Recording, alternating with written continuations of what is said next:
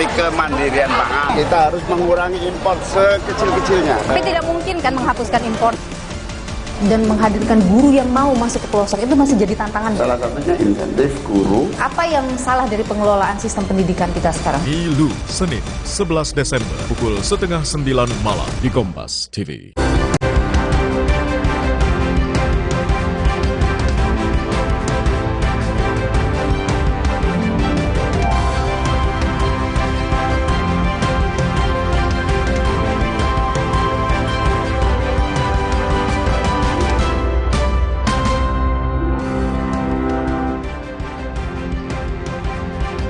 Halo, selamat petang saudara.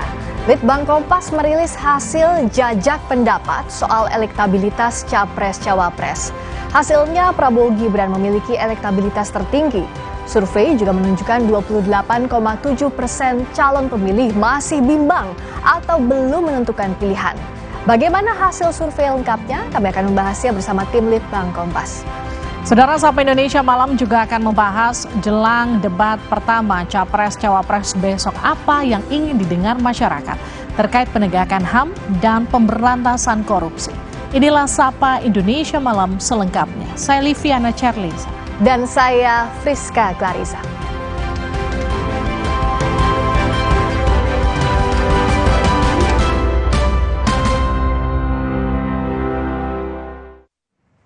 Informasi pertama saudara, BEM UGM pekan lalu sebut Presiden Joko Widodo sebagai alumnus UGM paling memalukan.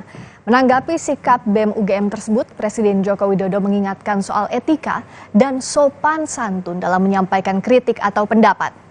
Presiden Joko Widodo enggan berkomentar banyak terkait pernyataan soal predikat alumnus UGM paling memalukan yang disampaikan BEM UGM. Menurut Presiden, pendapat atau pernyataan mahasiswa UGM merupakan bagian proses demokrasi. Namun Presiden mengingatkan masyarakat untuk tetap menggunakan etika dan sopan santun dalam menyampaikan pendapat.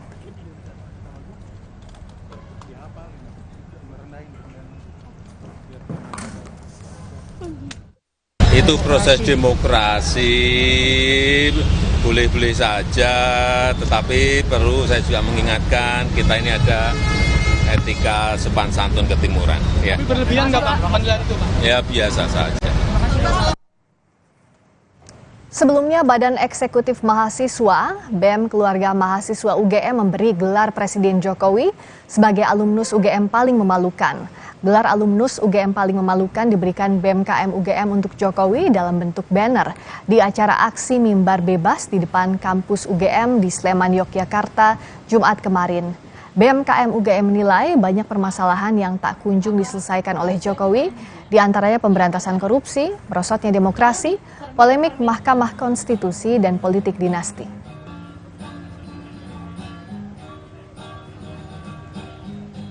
Saya rasa pantas untuk menobatkan beliau sebagai alumnus UGM paling memalukan.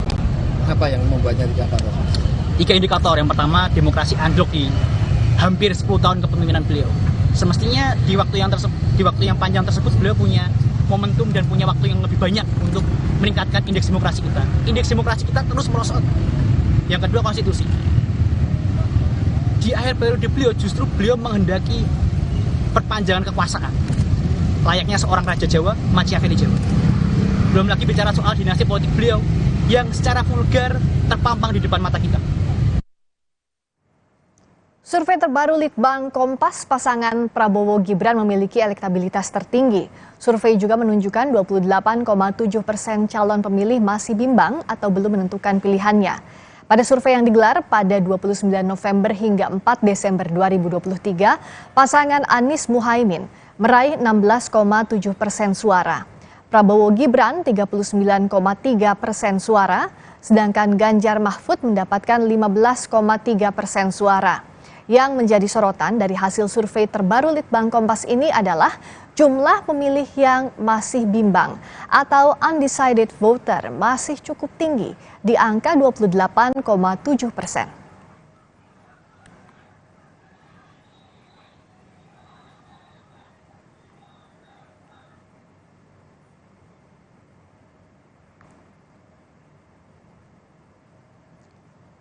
Secara bersamaan, Litbang Kompas juga merilis hasil elektabilitas dari 3 calon presiden.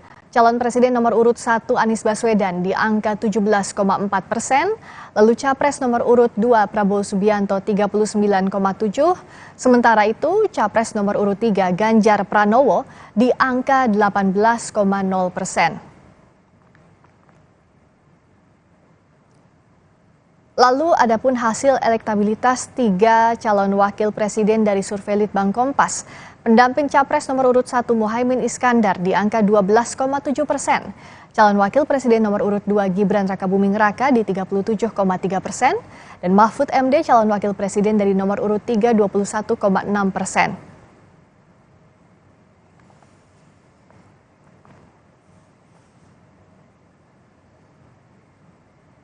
Calon Presiden nomor urut 1 Anies Baswedan menyambut baik elektabilitasnya dengan calon wakil presidennya Muhaimin Iskandar dalam survei Litbang Kompas Desember 2023. Anies mengatakan hasil survei itu menunjukkan narasi perubahan mulai diminati oleh masyarakat. Meski elektabilitasnya masih terpaut jauh dari Prabowo Gibran, namun Anies mengaku tak terlalu khawatir dengan hasil survei. Anies yakin bahwa elektabilitasnya dan Muhaimin akan mengalami peningkatan secara perlahan. Jadi kami yakin makin hari makin banyak warga yang menyadari bahwa memang kita sekarang membutuhkan perubahan. Dan bila membutuhkan perubahan, maka satu-satunya ya nomor 1 yang menawarkan perubahan. Jadi inilah yang kemudian kami bawa. Sementara Cawapres nomor urut 2 Gibran Rakabuming Raka mengomentari masih adanya 28,7% responden yang belum menentukan pilihan berdasarkan hasil survei Litbang Kompas. Gibran menyebut masih banyak pemilih bimbang karena menunggu debat Capres-Cawapres. Mungkin sebagian besar masih nunggu debat ya. Kita tunggu aja 1 bulan ini, 2 bulan ini progresnya seperti apa ya. Yang jelas survei tinggi, survei rendah kita tetap kerja keras. Capres nomor urut 3 Ganjar Pranowo mengaku tidak berkecil hati dengan hasil survei Litbang Kompas yang menunjukkan elektabilitas pasangan Ganjar Mahfud berada di angka 15,3% atau paling kecil dibandingkan 2 kandidat lain. Ganjar mengklaim mempunyai hasil survei dari lembaga lain yang menunjukkan hasil berbeda.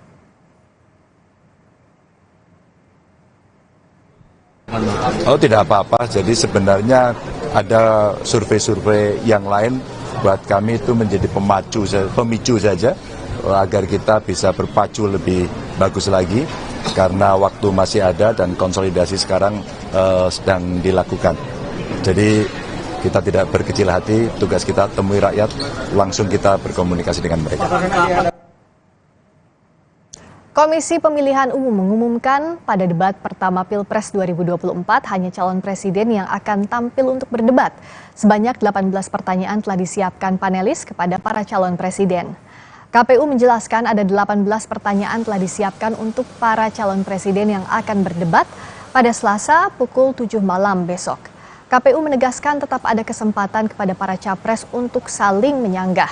Bahkan, menurut Ketua KPU, Hashim Asyari, akan ada lebih banyak waktu untuk saling menyanggah dibanding format debat Pilpres sebelumnya.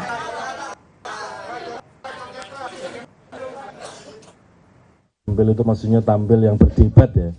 Jadi kalau besok malam kesempatan pertama adalah debat capres, maka yang tampil di panggung untuk berdebat hanya capresnya saja. Ada inter atau tidak, kami pastikan bahwa di dalam rundown itu justru kesempatan antar calon untuk berinteraksi itu boleh dikatakan untuk debat pemilu 2024 ini lebih banyak ya. Sebagai gambaran begini, pada kesempatan pertama itu nanti saya sampaikan bahwa panelis akan menyusun 18 pertanyaan. Sementara itu, Satgas Preventif Pemilu 2024 Polri menyebut pihaknya melibatkan 271 personel Mabes Polri dan 1.000 lebih personel dari Polda Metro Jaya untuk pengamanan debat perdana besok. Jumlah personel yang dikerahkan ini terdiri dari Mabes, kemudian juga dari Polda Metro Jaya. Ya, jadi 2 dan ini termasuk dari satgas-satgas yang ada di pusat maupun yang ada di wilayah kita sama-sama ya. Jumlahnya sekitar kalau dari kita dari Mabes nanti ada 271, kemudian dari Polda Metro Jaya ini sekitar 1000-an demikian.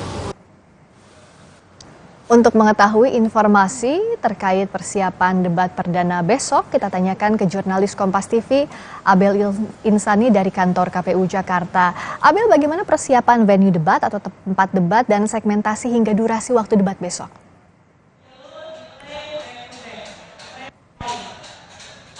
Iya, Friska, untuk saat ini memang persiapan masih terus dilakukan sejak tadi pagi hingga saat ini persiapan masih terus dilakukan, dan kalau saat ini saya melihat memang persiapan ini sudah ada di 80% ya.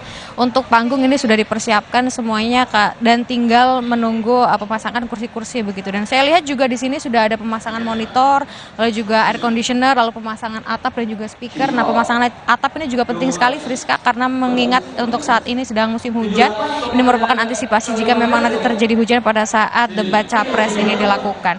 Nah, untuk saat ini gladi bersih juga akan segera dilakukan begitu ya. Tadi saya sudah melihat bagaimana moderator ini juga sudah bersiap untuk melakukan gladi bersih, lalu juga yang lainnya juga sudah melakukan persiapan. Artinya memang untuk persiapan ini sudah hampir selesai, seperti yang saya katakan tadi sekitar 80%. Nah, nanti untuk format debatnya ini memang akan ada waktu sekitar 150 menit, di mana 120 menit ini digunakan khusus untuk debat dan nantinya dibagi menjadi 6 segmen, di mana segmen yang pertama ini merupakan pembacaan tata tertib, penyampaian visi misi dan juga program kerja. Lalu untuk segmen kedua dan ketiga ini adalah pendalaman visi misi, program kerja, karena akan ada pertanyaan dan interaksi dari antara paslon dan paslon lainnya. Lalu yang segmen 4 dan juga 5 ini adalah tanya jawab dan tanggapan. Di sana akan ada proses interaksi, tanggapan, lontaran pertanyaan dari paslon dan juga paslon lainnya. Dan di segmen terakhir ini nantinya akan ada penutup. Nah, tentu saja Friska dan juga saudara, untuk debat pertama calon presiden di pemilu 2024 ini diharapkan bisa memberikan visi misi dan juga nantinya bisa dinilai oleh masyarakat apa yang sebenarnya akan disampaikan oleh para calon presiden, dan nanti tentu saja diharapkan bisa mengubah elektabilitas begitu ya, karena elektabilitas ini nanti pasti akan terus dinamis, akan bisa naik, akan juga bisa turun. Nah, memang untuk saat ini persiapan terus dilakukan, dan memang untuk pengamanan ini memang belum terlihat untuk saat ini begitu ya, karena memang pengamanan ini baru akan dilakukan besok. Nah, memang untuk pengamanan sendiri dilakukan ini nanti di depan KPU akan ada rekayasa lalu lintas begitu yang kami dengar, di mana pada pukul 17 waktu Indonesia Barat nanti akan ada pengalihan arus lalu lintas di Jalan Imam Bonjol, di mana nanti akan ada pasukan dari Mabes Polri sebanyak 271, lalu dari Polda Metro Jaya akan ada kurang lebih 1000 personel. Lalu nanti pada pukul 17 juga nanti dari capres ataupun juga cawapres ini datang ke KPU untuk melakukan persiapan di ruang VIP, dan pada pukul 18 waktu Indonesia Barat ini akan dilakukan sterilisasi. Nah, tentu saja ini juga mengharapkan agar nanti pada saat proses debat capres ini bisa berjalan dengan lancar, sehingga memang dari KPU sendiri menyarankan agar dari capres dan juga cawapres, atau KPU ini sebenarnya tidak mengakomodasi adanya relawan yang datang untuk melihat debat capres pada besok hari.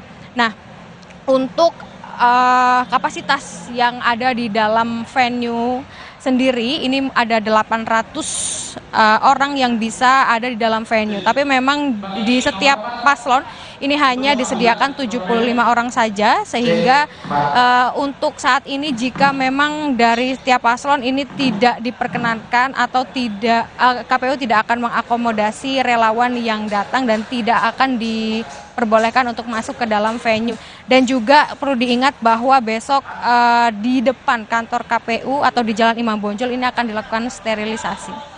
Friska. Abel, tadi Anda juga menjelaskan soal segmentasi debat besok. Apakah ada kesempatan saling sanggah antar capres di debat besok?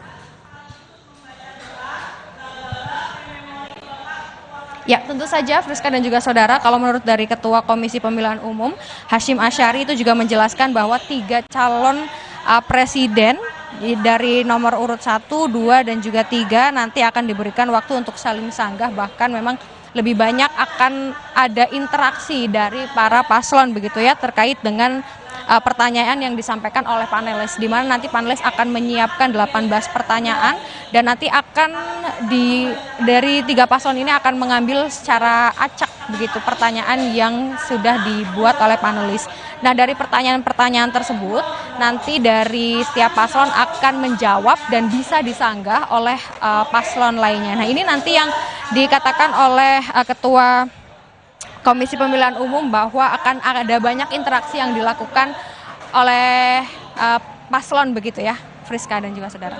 Tunggu debat perdana adu gagasan antar para capres besok. Terima kasih Abel Insani langsung dari kantor KPU RI Jakarta. Saudara, Presiden Joko Widodo mengaku lebih setuju bila pemilihan gubernur dan wakil gubernur Jakarta tetap dilakukan secara langsung oleh rakyat. Jokowi menyampaikan itu menanggapi wacana Pilgub Jakarta melalui penunjukan Presiden berdasarkan usulan DPRD yang akan diatur dalam RUU Daerah Khusus Jakarta atau RUU DKJ. Presiden juga menjelaskan bahwa saat ini RUU DKJ masih berupa rancangan. RUU tersebut menurutnya juga merupakan inisiatif dari DPR RI. Jokowi mengaku belum menerima draft RUU DKJ itu.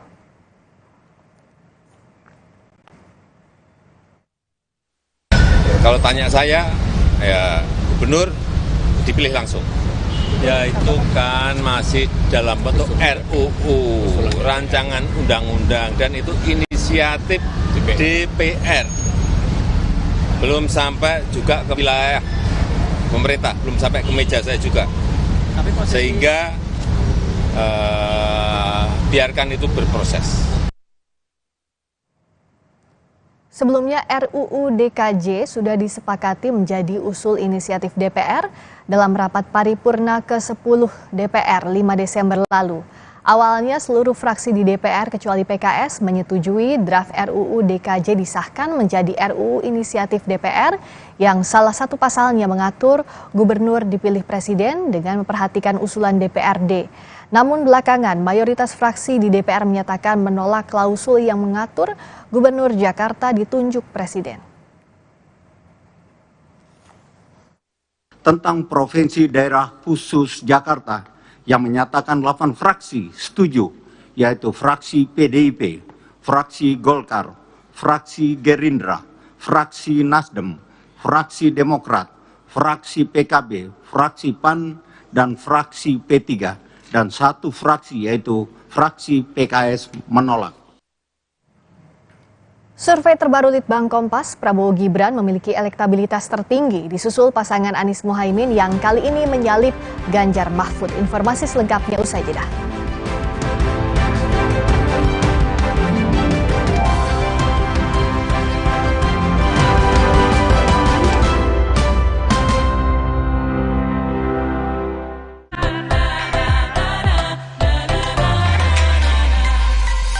Pesta demokrasi sebentar lagi kita akan memilih pemimpin negeri. Pilihlah, cobloslah dengan nurani. Bersama kita majukan negeri. Diam bukan pilihan, cerdas sekawan. 5 menit tentukan 5 tahun ke depan. Berbeda pilihan, itu biasa. Tetaplah berpegang, Bhinneka Tunggal Ika.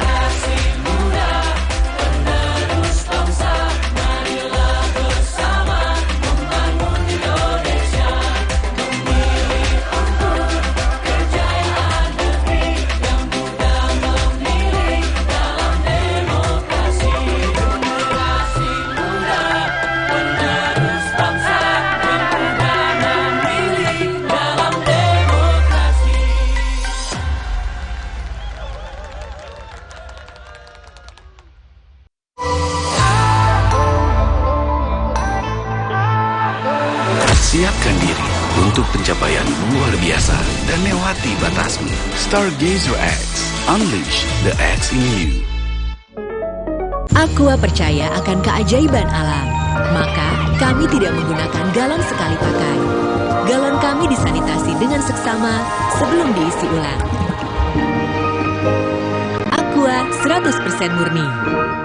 Alergi jontor nih. Aku biduran, obatnya yang depannya Indal CTN.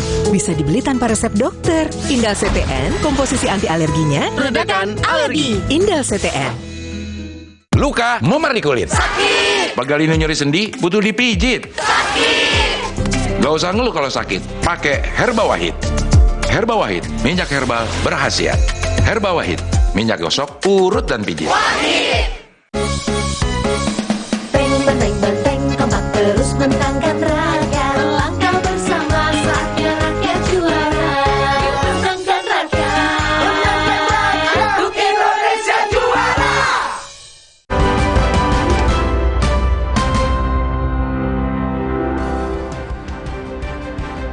Masih di Sapa Indonesia Malam bersama saya Friska Clarissa.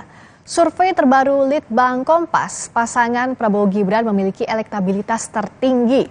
Survei juga menunjukkan 28,7% calon pemilih masih bimbang atau belum menentukan pilihannya. Pada survei yang digelar pada 29 November hingga 4 Desember 2023, pasangan Anies Muhaimin meraih 16,7% suara. Prabowo Gibran 39,3% suara. Sedangkan Ganjar Mahfud mendapatkan 15,3% suara. Yang menjadi sorotan dari hasil survei terbaru Litbang Kompas ini adalah jumlah pemilih yang masih bimbang atau undecided voter masih cukup tinggi di angka 28,7%.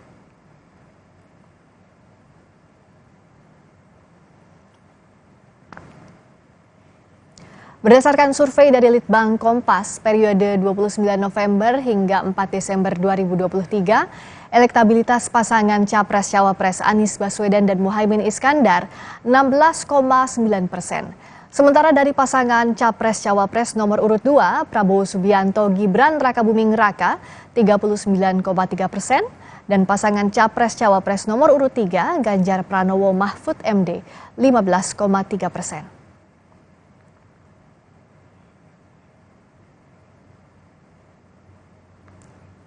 Secara bersamaan, Litbang Kompas juga merilis hasil elektabilitas dari 3 calon presiden.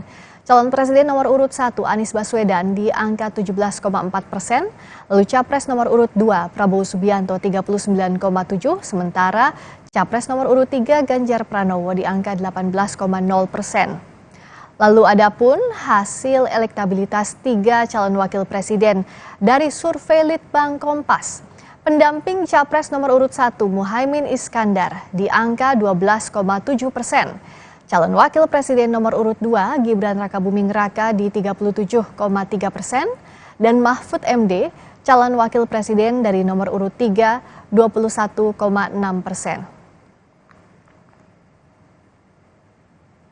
Survei terbaru Litbang Kompas, Prabowo Gibran memiliki elektabilitas tertinggi disusul pasangan Anies Muhaimin yang kali ini menyalip Ganjar Mahfud. Survei juga menunjukkan 28,7% calon pemilih masih bimbang atau belum menentukan pilihannya. Survei terbaru Litbang Kompas menunjukkan elektabilitas pasangan Capres-Cawapres Prabowo Subianto dan Gibran Rakabuming Raka berhasil meraih suara tertinggi. Survei yang digelar pada 29 November hingga 4 Desember 2023 ini, pasangan Anies Muhaimin meraih 16,7% suara. Prabowo Gibran 39,3% suara, sedangkan Ganjar Mahfud mendapatkan 15,3% suara. Ganjar mengalami penurunan dari semula elektoral dirinya sebagai capres, terakhir itu 34,1 di Agustus, di survei Desember dengan format sudah berpasangan resmi itu sekitar 15,3%, ada penurunan.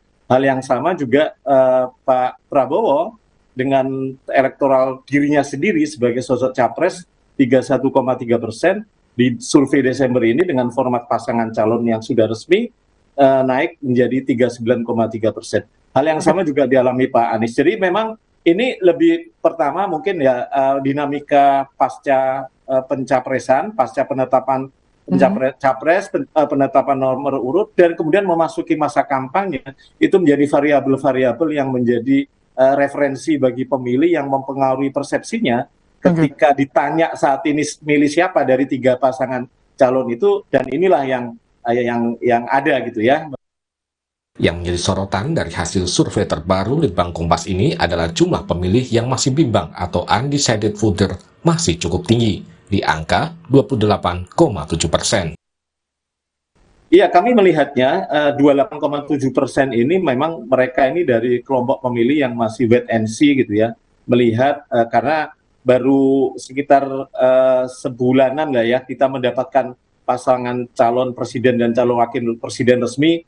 Ada yang kemudian sudah tidak terlalu kaget dengan pasangan ini, ada yang kemudian mungkin kaget gitu ya, orang-orang nama-nama yang selama ini tidak beredar kemudian masuk dalam konstelasi Pilpres. Tentu ini mereka membutuhkan referensi, informasi dan asupan program-program yang mestinya disalurkan dari ketiga pasangan calon pres dan cawapres ini. Hal menarik lainnya dari survei Litbang Kompas bulan Desember ini, terjadi perubahan yang signifikan dalam elektabilitas capres jika tanpa dipasangkan dengan cawapresnya. Capres nomor urut 1, Anies Baswedan, mendapatkan 17,4% suara, Prabowo 39,7%, dan elektabilitas Ganjar di bulan Desember ini berada di angka 18%. Sementara untuk cawapres, Muhaimin Iskandar memiliki elektabilitas 12,7%, Gibran Rakabuming Raka di angka 37,3% dan Mahfud MD 21,6%. Menanggapi hasil survei Litbang Kompas yang menempatkan elektabilitas pasangan Anies Muhaimin di posisi kedua, menggeser pasangan Ganjar Mahfud, Anies Baswedan menyebut calon pemilih kini telah mengetahui dan membandingkan gagasan perubahan yang ia bawa dengan gagasan pasangan lain. 6 bulan lalu saya ditanya kenapa nomor 3. 4 bulan lalu saya ditanya kenapa nomor 3. 3 bulan lalu juga ditanya kenapa nomor 3. 2 bulan lalu ditanya kenapa nomor 3. Dan saya selalu sampaikan kepada semuanya bahwa dalam perjalanan ini masih panjang. Kami sudah berpengalaman amat lama berada selalu disebut nomor 3. Tapi kami yakin bahwa makin hari bahwa pemilih di Indonesia makin mencari informasi, makin memperhatikan, makin membandingkan. Nah, gagasan yang kami bawa adalah gagasan perubahan. Sementara calon wakil presiden nomor urut 2, Gibran Rakabuming Raka, mengomentari tingginya calon pemilih yang masih bimbang atau belum menentukan pilihan. Menurut Gibran, calon pemilih masih menunggu debat Capres-Cawapres. Laporin, kalau naik nggak usah dilaporin. Masih banyak swing voter yang belum menentukan pilihan tuh tinggi. Yang belum menentukan pilihan memang banyak. Mungkin sebagian besar masih nunggu debat ya. Kita tunggu aja 1 bulan ini, 2 bulan ini progresnya seperti apa ya. Yang jelas survei tinggi, survei rendah kita tetap kerja keras.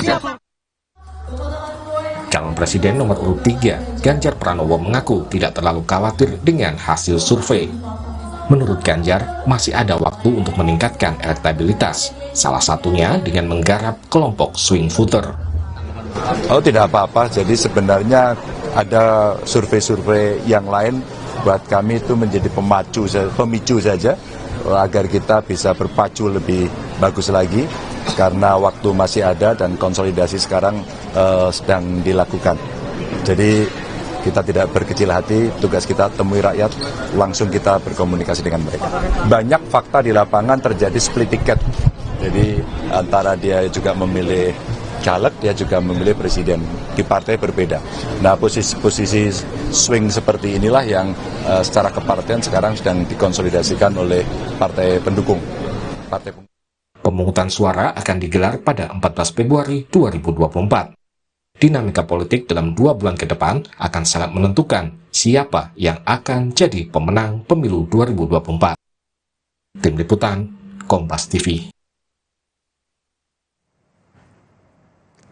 Bagaimana membaca hasil survei terbaru Litbang Kompas? Kita analisis bersama peneliti Litbang Kompas, Yoga Andre, dan Direktur Eksekutif Indo Strategik, Ahmad Hoirul Umam. Selamat malam, Mas Umam, Mas Yoga. Selamat malam. Untuk membuka, saya ke Mas Yoga dulu. Jadi dinamikanya sampai ke hasil survei kali ini bagaimana membacanya, Mas? Baik, terima kasih Mbak Priska. Temuan dari survei kita melakukan 2 hal. Yang pertama, dinamika elektabilitas capres yang semakin dinamis. Yang kedua adalah meningkatnya pemilih bimbang atau undecided voter. Untuk aspek yang pertama, pasangan Prabowo Gibran ini mendapatkan 39,3% suara, sedangkan diikuti oleh pasangan Anies Baswedan dan Muhaimin Iskandar dengan 16,7% dan pasangan Ganjar Pranowo Mahfud MD 15,3%. Nah, yang menarik adalah melebarnya jarak elektabilitas Ganjar dan Prabowo dibanding survei kami di bulan Agustus 2023. Ini tidak lepas dari pergeseran dukungan yang terjadi pada pemilih PDI Perjuangan dan pemilih Jokowi. Jadi ada dua variabel yang membuat elektabilitas Prabowo kembali rebound naik. Seperti itu Mbak Friska. Oke, nah adakah kemungkinan bahwa pemilih Ganjar Mahfud ini misalnya beralih juga ke undecided voters, begitu pula pasangan lainnya? Karena angkanya 28,7 ini cukup besar ya, Mas Yoga?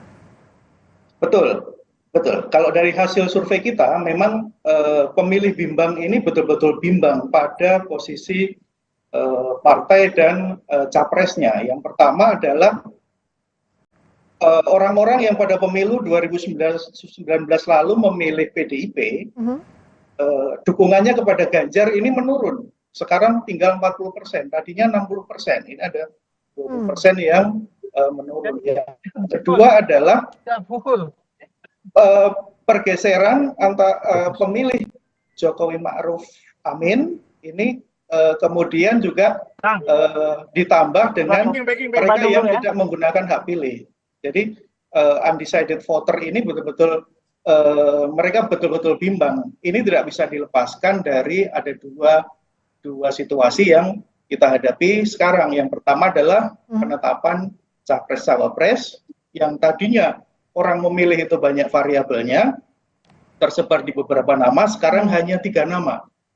Kemudian yang kedua adalah faktor kampanye. Ini yang juga tidak bisa dilepaskan. Walaupun baru 1 minggu, tetapi kalau kita lihat pilihan pasangan untuk melakukan kampanye itu juga sangat berpengaruh. Oke, Mas Yoga, soal pergeseran suara ini termasuk juga faktor kampanye kita akan gali lebih banyak lagi, tapi usai jeda azan maghrib bagi wilayah DKI Jakarta dan sekitarnya berikut ini.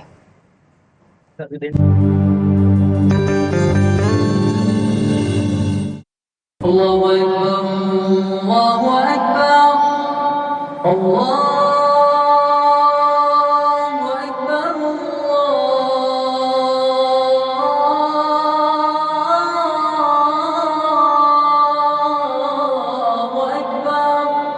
أشهد أن لا إله إلا الله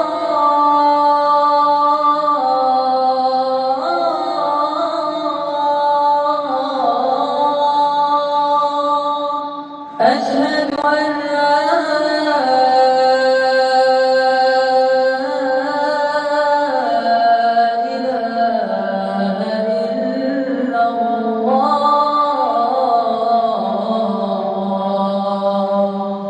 أشهد أن محمدا رسول الله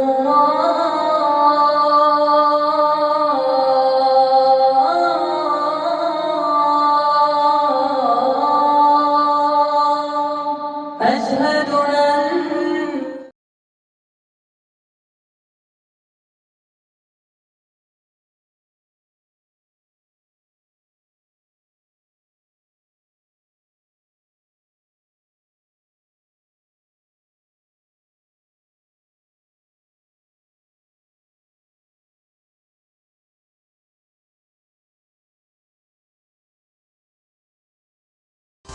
Litbang Kompas merilis hasil survei terbaru terkait elektabilitas 3 pasangan calon presiden dan calon wakil presiden.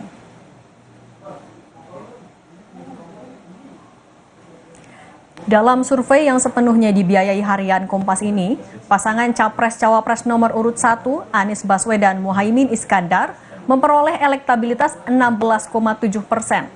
Pasangan Capres-Cawapres nomor urut 2, Prabowo Subianto Gibran Rakabuming Raka, punya elektabilitas paling tinggi, yakni 39,3%. Sedangkan pasangan Capres-Cawapres nomor urut 3, Ganjar Pranowo Mahfud MD, mengantongi elektabilitas paling kecil dibanding dua pasangan lainnya, yakni 15,3%. Catatan dalam survei ini, masih ada 28,7% responden yang belum menentukan pilihan atau menyatakan dukungannya di Pilpres 2024.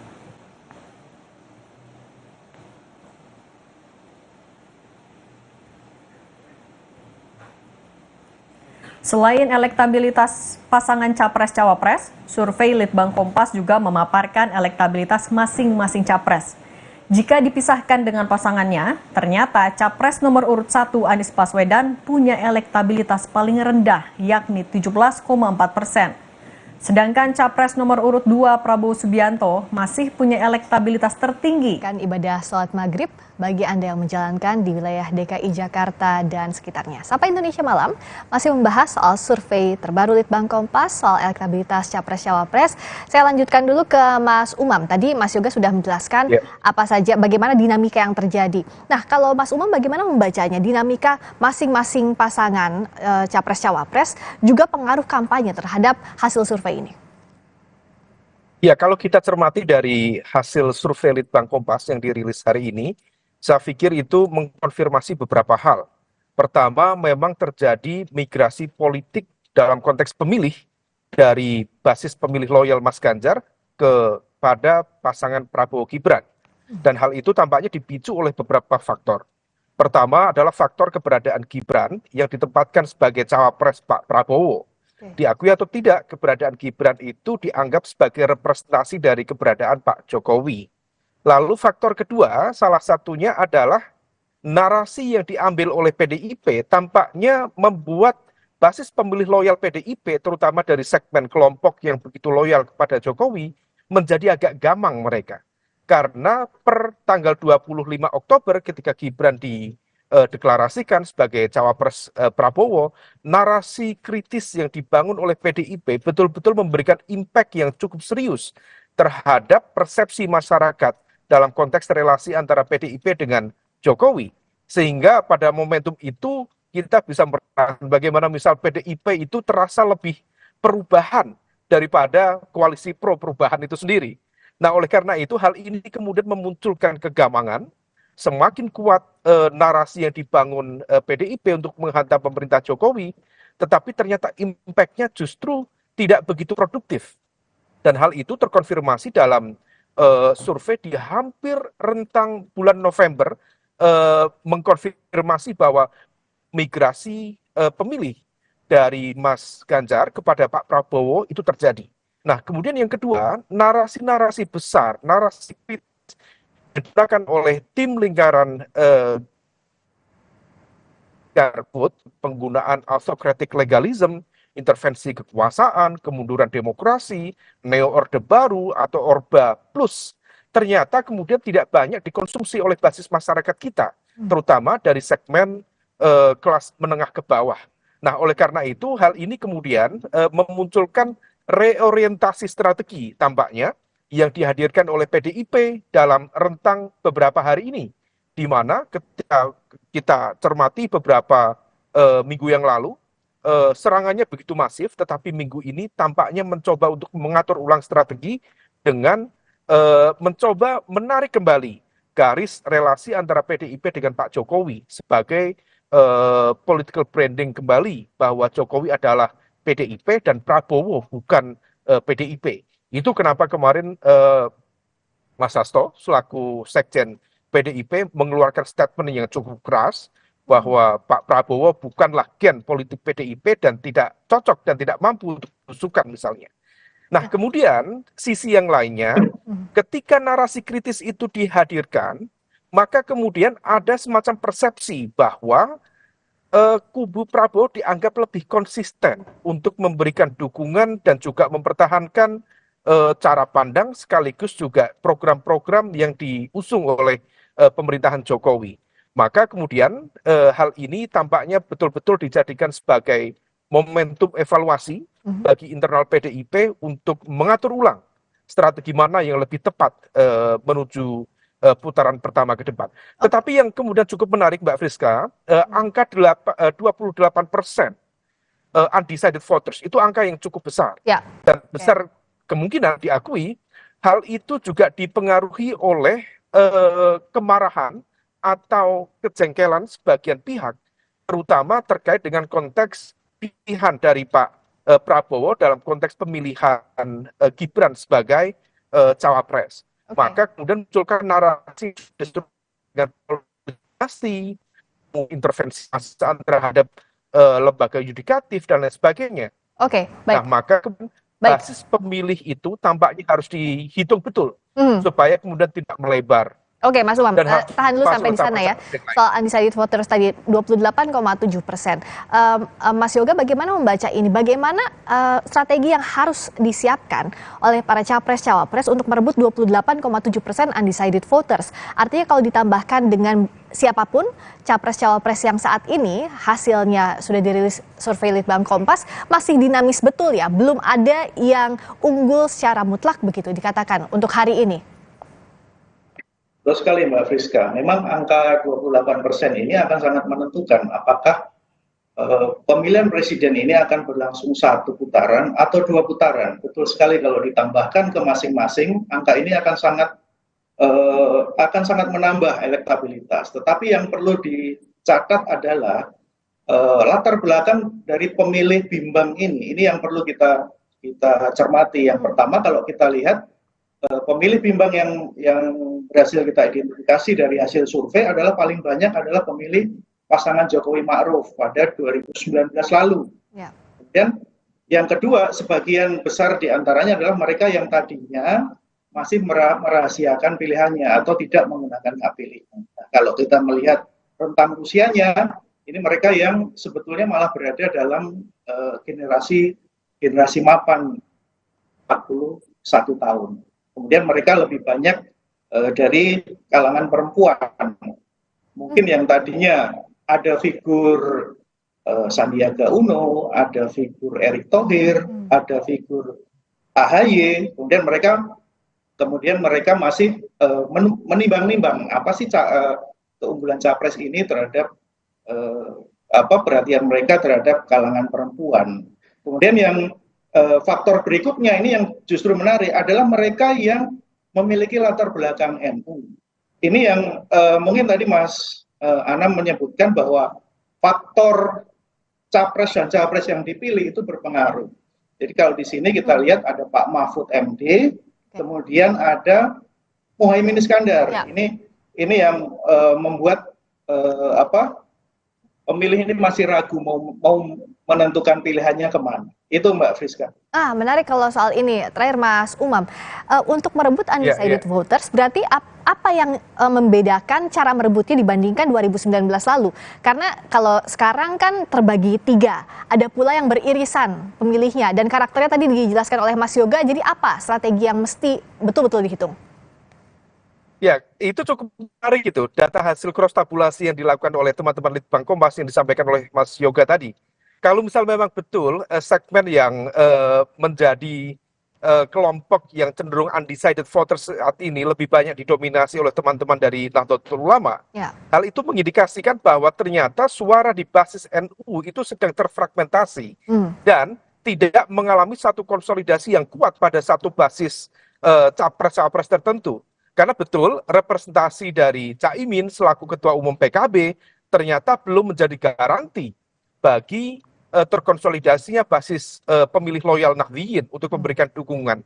Dan besar kemungkinan salah satunya memang ada semacam kegamangan ketika sebagian para kiai terutama di wilayah Jawa Timur, sebagian di Jawa Tengah yang masih seolah memberikan catatan kepada Mas Anies terkait dengan konteks dinamika di Pilkada DKI 2017 yang lalu.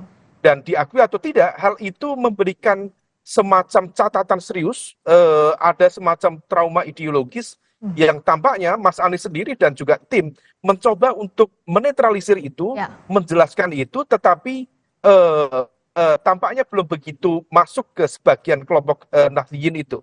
Maka yang bisa dilakukan upaya terus, infiltrasi terus secara lebih intens, untuk menghadirkan basis dukungan, terutama menjelang debat Pilpres besok hari.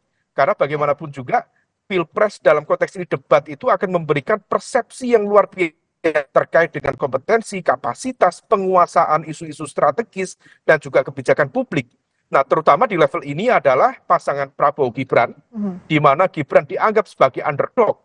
Tetapi kalau misal kemudian dia dengan persiapan yang lebih matang, dia bisa menghadirkan performa yang lebih baik, barangkali dia bisa menghadirkan efek kejut seperti yang dilakukan oleh Pak Jokowi di Pilpres 2014 yang lalu. Ya. Nah, oleh karena itu, langkah-langkah itu betul-betul harus dipastikan, tetapi dari hasil angka yang disampaikan oleh Litbang Kompas, 39% itu mengindikasikan bahwa sebenarnya basis kekuatan pendukung Prabowo itu belum solid. Kenapa? Karena dari basis dukungan kursi parlemen di DPR, partai-partai pendukung Prabowo itu ada di angka sekitar 45%. Dan itu angka yang cukup besar. Lalu ditambah dengan Jokowi effect yang selama ini diklaim sebagai bagian dari insentif elektoral. Lalu di mana Jokowi effect? Ditambah lagi jaringan relawan yang cukup besar memberikan dukungan kepada Prabowo Gibran. Kalau misal kemudian sekarang basisnya di angka let's say sekitar 38, 39 atau 40%, artinya masih ada segmen yang belum optimal di sana. Nah, ini yang kemudian memberikan peluang bagi kubu 01, Anies Mohaimin, termasuk juga Mas Ganjar dan Pak Mahfud, untuk merekonsolidasi kembali basis pemilih di akar rumput, sehingga dengan apa yang mereka lakukan, yang dijelaskan dalam debat nanti, bisa betul-betul menghadirkan satu keyakinan baru untuk geser undecided dan juga swing voters untuk mendukung mereka di Pilpres nanti. Oke, harus dikalkulasi matang untuk merebut undecided voters dari masing-masing capres-cawapres karena peluangnya masih ada sampai pemilu nanti. Terima kasih peneliti Litbang Kompas Mas Yoga Andre dan Direktur Eksekutif Indro Strategik Ahmad Hoirul Umam. Terima kasih Mas Umam, terima kasih Mas Yoga. Berikutnya saudara, kami kembali dengan sorotan lainnya. Masih di Sapa Indonesia Malam, kami akan kembali dengan informasi. Besok KPU akan menggelar debat Capres-Cawapres. Apa saja yang harus didalami dan dinantikan dari masing-masing kandidat, kita bahas sesaat lagi.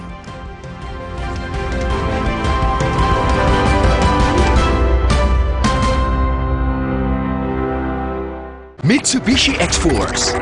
Everything you wish for is no longer imagination. Confidently enjoy every action. Mitsubishi X-Force, infinite excitement.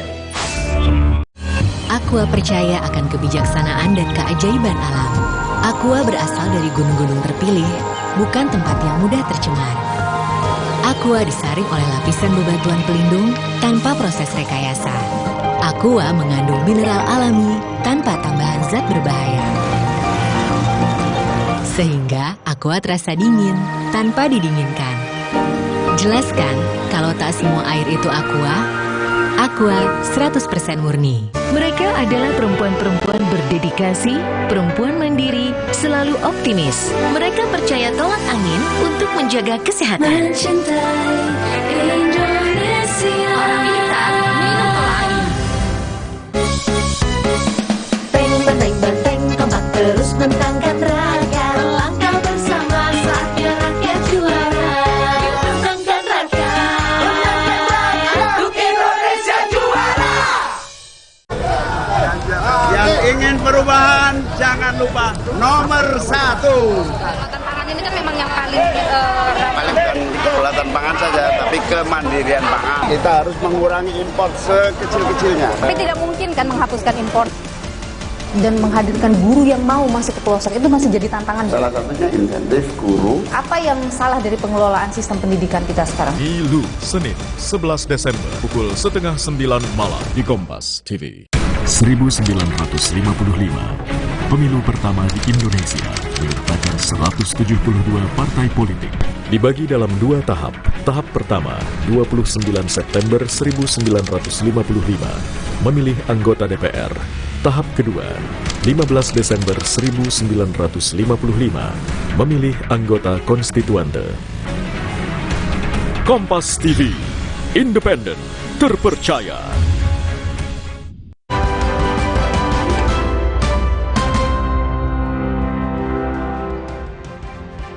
Debat perdana Pilpres 2024 akan berlangsung Selasa besok. Para pasangan Capres-Cawapres menyebut telah siap mengikuti debat. Satu hari lagi rakyat Indonesia dapat menyaksikan para Capres-Cawapres kontestan Pilpres 2024 beradu gagasan dan visi misi. KPU telah mempersiapkan arena debat pertama di halaman kantor KPU RI Jakarta. Debat pertama Pilpres akan mengangkat tema krusial terkait pemerintahan, hukum dan HAM, pemberantasan korupsi, penguatan demokrasi, peningkatan layanan publik, dan kerukunan warga. Capres nomor urut 1 Anies Baswedan menyebut telah siap untuk mengikuti debat Capres. Dia mempersiapkan diri dengan mempelajari dan membaca terkait tema yang dibawakan pada debat perdana. Belum ada rencana khusus ya terkait dengan berangkat dan lain-lain. Nanti diumumkan pasti. Tapi tentu saja belajar, membaca apa hal-hal yang hari ini dianggap penting terkait dengan persoalan hukum, HAM, terkait dengan demokrasi, tentu harus baca-baca. Itu yang kami kerjakan sekarang.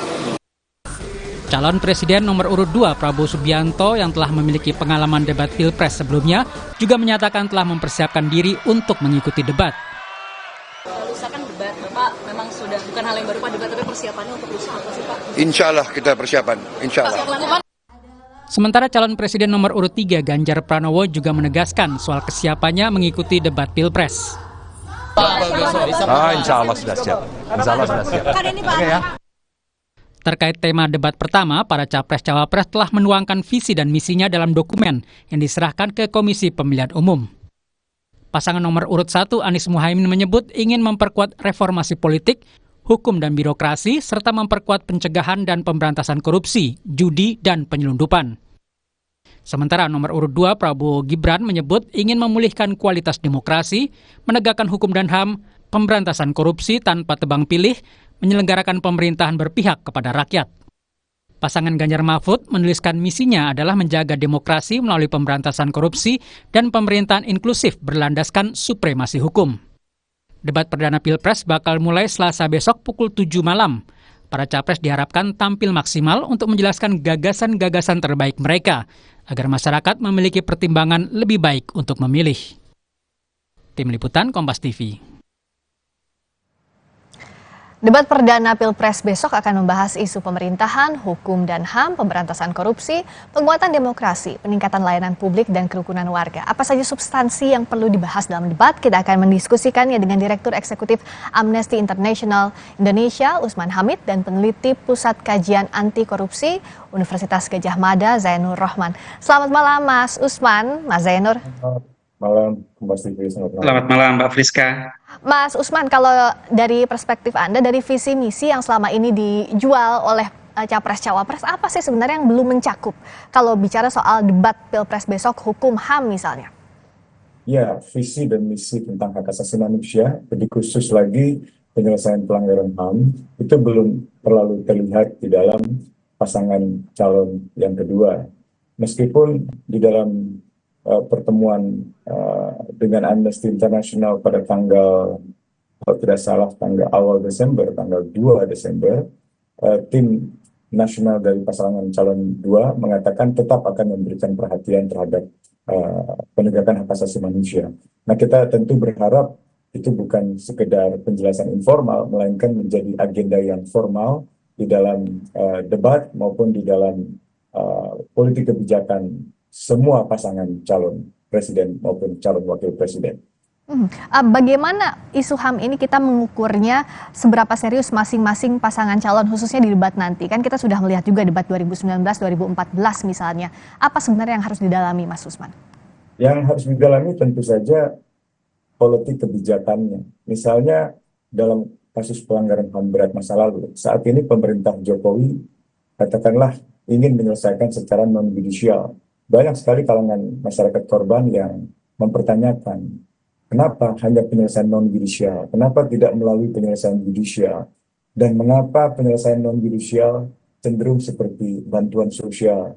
Ada keluarga korban yang misalnya menjelaskan kepada saya ditawari penyelesaian rekonsiliatif dengan hanya diberikan uang 900.000 per bulan selama 5 tahun. Nah, itu menurut mereka sesuatu yang seperti merendahkan harga nyawa dari anak-anak mereka gitu. Nah, saya kira penyelesaian semacam ini tidak cukup. Nah, tentu kita berharap calon presiden, calon wakil presiden ke depan memiliki kebijakan yang lebih jelas. Misalnya penyelesaiannya bukan hanya non-yudisial, melainkan juga secara yudisial.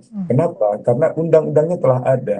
Undang-Undang Nomor 26 Tahun 2000 tentang Pengadilan Hak Asasi Manusia misalnya, mengamanatkan kepada pemerintah dan DPR untuk menyelesaikan melalui pembentukan pengadilan HAM yang bersifat ad hoc untuk kasus yang terjadi sebelum tahun 2000 dan yang bersifat permanen di lingkungan pengadilan negeri untuk kasus-kasus yang terjadi setelah undang-undang itu disahkan. Itu baru dari segi politik kebijakan. Dari segi politik perundang-undangan, misalnya, apa yang akan dilakukan oleh para capres-cawapres seandainya mereka terpilih dengan hukum pidana yang baru. Kita tahu banyak sekali kalangan organisasi masyarakat sipil yang khawatir apabila hukum pidana yang baru nanti diberlakukan akan meredam kebebasan berekspresi. Dan itu kekhawatiran yang wajar karena berbagai kecenderungan mutakhir termasuk fenomena beberapa bulan terakhir ini menunjukkan masih kuatnya iklim intimidasi dan juga represi terhadap kebebasan berekspresi. Sore tadi saya mendengar Ketua BEM Warga Mahasiswa UGM itu juga mendapatkan intimidasi. Beberapa hari lalu saya bicara dengan Butet Kertarjasa dan Agus Nur juga merasa mendapatkan intimidasi. Dan ini belum termasuk kasus-kasus kriminalisasi yang jumlahnya ratusan, termasuk kasus Haris Azhar dan juga Fathia Maulidiyanti. Nah, kita berharap ke depan mereka punya visi dan misi perundang-undangan yang jelas. Apakah hukum pidana ini masih mau dilanjutkan? Termasuk juga undang-undang ITE yang banyak menelan korban. Apakah undang-undang ITE yang direvisi tanpa partisipasi masyarakat yang bermakna akan dilanjutkan? Belum lagi kalau kita bicara misalnya proyek-proyek pembangunan ekonomi yang banyak menimbulkan kontroversi termasuk penolakan di masyarakat. Misalnya investasi luar negeri. Dalam kasus Rempang, masyarakat menolak adanya investasi dari luar negeri dan mereka direpresi dengan penggunaan kekuatan yang eksesif. Nah, hal-hal semacam itu yang saya kira perlu kita dengarkan, termasuk dalam kasus Papua. Kita ingin dengar bagaimana undang-undang hukum pidana yang selama ini diberlakukan di Papua, khususnya berkaitan dengan pasal-pasal makar. Apakah mereka masih mau menggunakan pasal itu? Atau mau menempuh jalan penyelesaian damai dengan dialog bersama kekuatan pro kemerdekaan, baik yang katakanlah di sayap politik maupun juga di sayap bersenjata. Konflik sudah 60 tahun. Apa kira-kira undang-undang atau kebijakan yang hendak mereka proyeksikan sebagai agenda pemerintah mendatang seandainya mereka terpilih? Oke, tadi ada banyak sekali PR dari sisi HAM yang diharapkan di challenge. Kalau Mas Zainur melihatnya kalau dari sisi pemberantasan korupsi misalnya yang saat ini disoroti kan indeks persepsi korupsi kita turun dibandingkan 2015 ini terendah. Apa yang harus lebih digali lagi dari para capres-cawapres? Ya, tentu kalau dari kami berpendapat bahwa pemberantasan korupsi itu harus jadi tawaran utama dari capres-cawapres. Misalnya ada yang menawarkan pembangunan ekonomi, kesejahteraan, mengurangi angka pengangguran, meningkatkan investasi. Itu semua mustahil bisa dicapai tanpa pemberantasan korupsi yang efektif. Semakin banyak pembangunan melalui proyek-proyek PSN, tetapi jika korupsinya merebak, maka pembangunan itu disertai dengan korupsi sehingga kualitasnya tidak akan baik, justru mempertinggi ketimpangan. Pembangunan itu bukan ditujukan untuk kesejahteraan rakyat tetapi untuk melayani kepentingan-kepentingan pemodal yang sedikit. Yang kedua, misalnya kalau diharapkan ada banyak investasi yang masuk ke Indonesia, tetapi jika korupsinya masih tinggi, ya mustahil. Kenapa? Karena investor itu sangat anti terhadap red tape, adanya pungutan-pungutan liar ketika mendirikan izin usaha atau ingin memulai usaha, selalu ada pungutan-pungutan liar. Itu sangat dibenci oleh investor, sehingga saya katakan korupsi menjadi kunci untuk Indonesia kembali melakukan pembangunan yang berkualitas, yang berkeadilan, yang berkelanjutan. Nah, saya lihat di dalam visi misi Pres-Cawapres ketiganya memang sudah menyebut kata korupsi, tetapi saya belum melihat bahwa pemberantasan korupsi itu sebagai program utama yang pertama gitu. Kalau kita lihat bahkan tawaran-tawarannya itu banyak yang janji-janji utopis tanpa ada satu detail teknis bagaimana untuk menuju Indonesia yang bebas atau bersih dari korupsi. Misalnya ada yang menawarkan mengembalikan independensi KPK. Pertanyaannya, bagaimana mengembalikan independensi KPK tersebut? Tentu KPK harus dikembalikan independensinya dengan melakukan kembali revisi Undang-Undang KPK.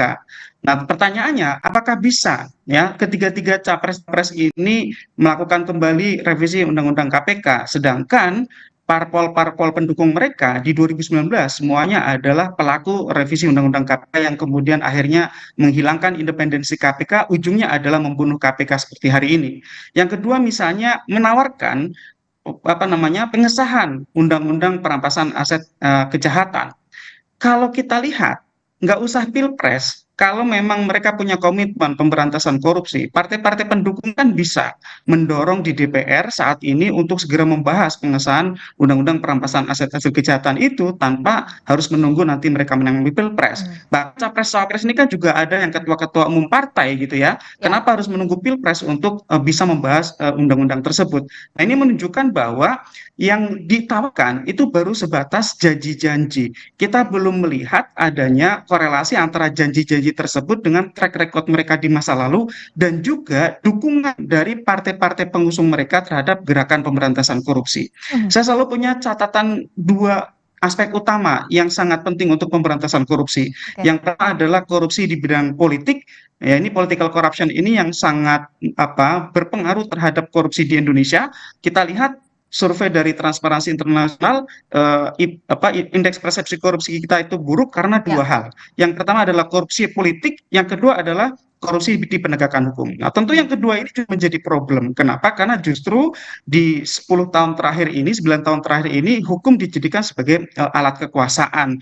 Hukum dijadikan sebagai alat untuk memukul lawan-lawan politik. Nah, bagaimana untuk mengembalikan hukum agar tidak dijadikan sebagai alat kekuasaan, dan bagaimana untuk membersihkan institusi penegak hukum dari penyakit korupsi. Ada gium tidak mungkin membersihkan lantai kotor dengan sapu kotor gitu ya, sehingga ini yang kemudian sampai hari ini kita belum dapat penjelasan rinci dari pasangan capres-cawapres ketiganya mengenai agenda untuk mengembalikan independensi KPK, membersihkan institusi penegak hukum, dan bagaimana untuk memberantas korupsi, khususnya adalah korupsi politik di mana mereka semua ada di dalam ekosistem tersebut, Mbak Friska. Oke, jadi penjelasan rinci ini yang kita tunggu di debat besok, termasuk juga jangan lupa calon pemilih harus bisa cek fakta dan data dari apa yang disampaikan oleh capres-cawapres besok logis atau tidak logis untuk dilaksanakan. Terima kasih Direktur Eksekutif Amnesty International Indonesia Usman Hamid dan peneliti Pusat Kajian Anti Korupsi Universitas Gadjah Mada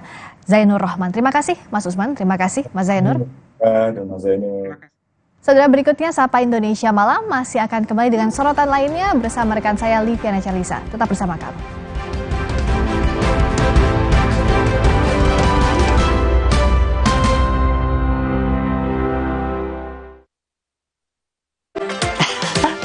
Sekarang badan gampang pegal dan lelah. Itu bisa jadi masalah di otot, tulang, dan jantung. Minum Entrasol. Dengan ekstrak buah zaitun, bantu jaga kesehatan otot, tulang, dan jantung. Jadi bisa tetap aktif. Entrasol. Wah, makan. Udah nggak takut kolesterol naik nih. Kan habis makan langsung Benecol. Lanstan esternya, hajar kolesterol dari makanan yang habis kita makan. Nutri Benecol.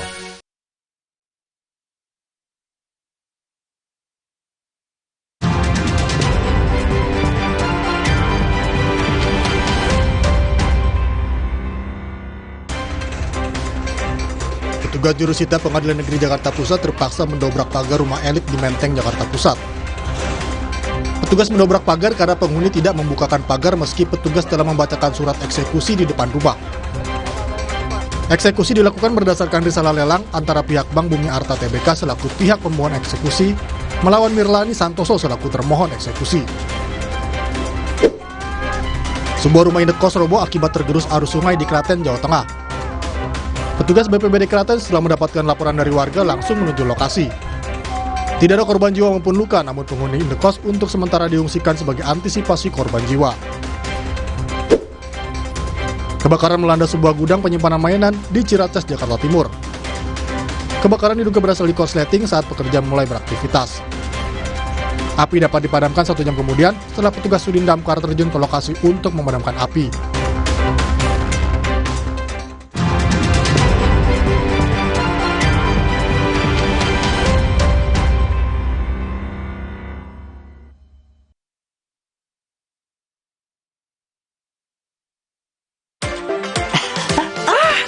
badan gampang pegal dan lelah, itu bisa jadi masalah di otot, tulang, dan jantung. Minum Entrasol dengan ekstrak buah zaitun bantu jaga kesehatan otot, tulang, dan jantung. Jadi bisa tetap aktif. Entrasol.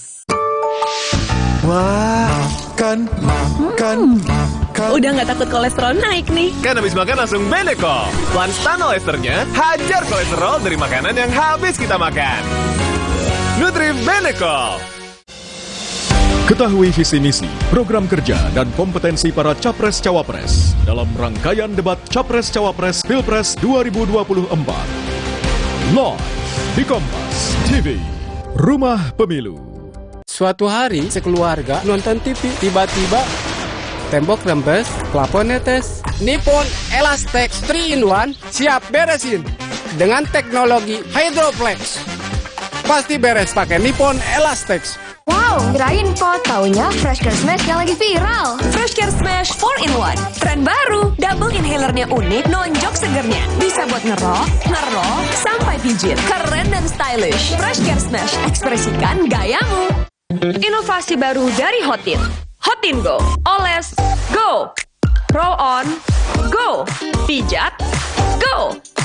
Nggak sentuh langsung, nggak bikin tangan panas. Hotin Go. Hotnya in, langsung go. Mood booster favorit gue nih, mie sedap kari kental spesial. Kuahnya kental, berpadu rempah pilihan yang bikin makin sensasional. Rasanya makin spesial. Buruan cobain, yang sedapnya berkari-kari dari Wings Food. Bumbu kaldu sedap baru. Standar baru, masak enak. Ini bumbu kaldu first class taste. Dari rempah pilihan berkualitas dan daging asli. Melalui proses slow cook, hasilkan kaldu keemasan. Rasa kaldunya ngangenin. Ini bumbu kaldu andalanku. Masak enak, jadi effortless. Enak. Sedap. Mantap. Tambah lagi, semua approve. Chef approve, bumbu kaldu sedap. Masakan sedap setiap hari. Beli 2, ekstra 1 dari Wings Food. Prenagen, kaya akan protein, omega 3, dan kalsium. Penting untuk pembentukan organ tubuh bayi. Minum selama hamil 9 bulan. Prenagen.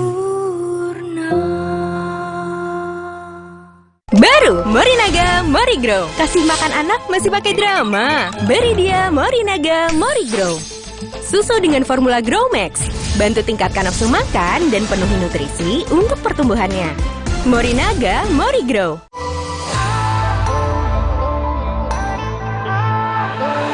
Siapkan diri untuk pencapaian luar biasa dan lewati batasmu. Stargazer X. Unleash the X in you. Benteng, tombak terus mentangkan raga. Langkah bersama saatnya rakyat juara. Menangkan rakyat, untuk Indonesia juara.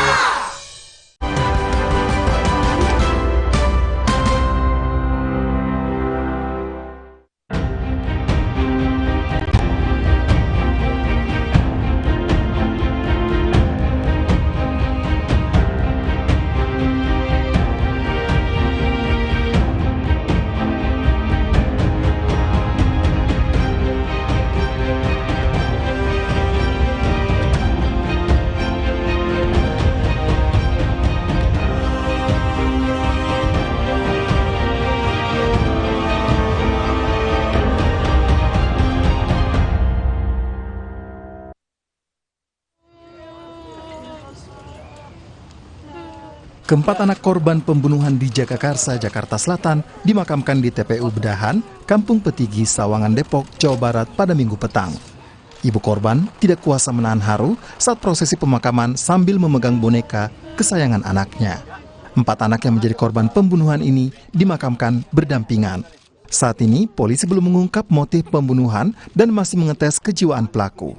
Dalam waktu dekat, kami akan melaksanakan kegiatan untuk pemeriksaan tes kejiwaan terhadap pelaku inisial P untuk mengetahui sejauh mana peran dan motif yang pelaku lakukan terhadap tindak pidana pembunuhan. Polisi masih terus mendalami sejumlah bukti, saksi dan fakta di lokasi usai menetapkan Panca Darmansyah sebagai tersangka. Panca diduga membunuh 4 anaknya dengan cara membekap korban satu persatu. mulai dari yang terkecil berusia 1 tahun hingga yang berusia 6 tahun. Salah satu bukti penting yang kini didalami polisi adalah telepon genggam dan komputer yang digunakan pelaku untuk merekam aksinya membunuh keempat korban. Kami juga mendapatkan barang bukti berupa handphone dan juga laptop yang digunakan saudara P untuk merekam sebelum kejadian, saat kejadian, dan saat yang bersangkutan bermasalah dengan istrinya saudara D. Kasus kematian 4 anak di Jagakarsa menambah panjang daftar anak yang menjadi korban kekerasan. Dari data Komisi Perlindungan Anak Indonesia, sepanjang tahun 2023 hingga bulan September, jumlah laporan anak yang menjadi korban kekerasan seksual mencapai 252 kasus. Adapun anak yang menjadi korban kejahatan fisik dan atau psikis, 141 kasus. Dari sebaran kasus anak yang menjadi korban, Jakarta Selatan menempati jumlah kasus terbanyak 158 kasus. Disusul berturut-turut oleh Jakarta Timur 126 kasus, Kabupaten Bogor dan Jakarta Barat, Jakarta Utara, dan Jakarta Pusat. Namun, ibarat fenomena gunung es, kasus yang tidak dilaporkan jumlahnya diperkirakan masih lebih tinggi. 6 Desember lalu, jasad 4 orang anak ditemukan warga setelah mencium bau tak sedap dari dalam rumah kontrakan Panca Darmansyah. Sebelum diduga membunuh korban, Panca juga dilaporkan KDRT oleh ibu korban, tetapi belum ditangani secara tuntas oleh kepolisian. Tim Liputan, Kompas TV. Saudara, bagaimana meminimalisasi anak yang jadi korban kekerasan dari lingkungannya dan bagaimana mencegah kasus kematian 4 anak di Jagakarsa kembali terulang? Kita bahas bersama Wakil Ketua Komisi Perlindungan Anak Indonesia KPAI, Jasra Putra. Selamat malam Pak Jasra. Pak Jasra, selamat malam. Baik, kita akan kembali memperbaiki sambungan dengan Wakil Ketua Komisi Perlindungan Anak Indonesia KPAI, Pak Jasra Putra. Kita akan berbincang mengenai upaya untuk meminimalisasi anak yang menjadi korban kekerasan dari lingkungannya. Kita juga akan membahas bagaimana mencegah kasus kematian 4 anak di Jagakarsa kembali terulang.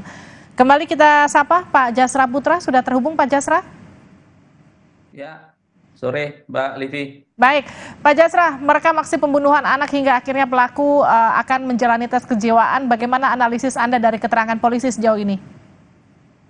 Ya, pertama kan kita sudah menyaksikan ya bahwa 4 anak itu sudah dimakamkan oleh keluarga dan kita menyaksikan bagaimana ibu ya yang hadir dalam pemakaman itu menerima ujian yang sangat berat ya, dan beliau mengatakan kakak, dede, ibu mengikhlaskan gitu. Yang saya kira ini adalah bentuk betapa keluarga mengalami pukulan yang sangat luar biasa, terutama ibu. Kemudian yang kedua, ibu ini memegang boneka sebagai saksi bisu yang terjadi peristiwa yang naas tersebut ya, pembunuhan terhadap 4 anak yang dilakukan oleh ayah kandung sendiri. Kemudian yang kedua, memang kasus Jagakarsa adalah kasus yang alarm yang sangat keras bagi dunia perlindungan anak kita, bahwa angka-angka kekerasan, data-data kekerasan, fakta dan datanya itu memang ada. Kita berharap keluarga adalah salah satu tempat yang aman dan nyaman, tapi di kasus Jagakarsa justru terjadi sebaliknya. Baik. Ini menjadi PR kita untuk memastikan bagaimana lingkungan yang aman dan nyaman bagi anak-anak kita, Mbak Livi.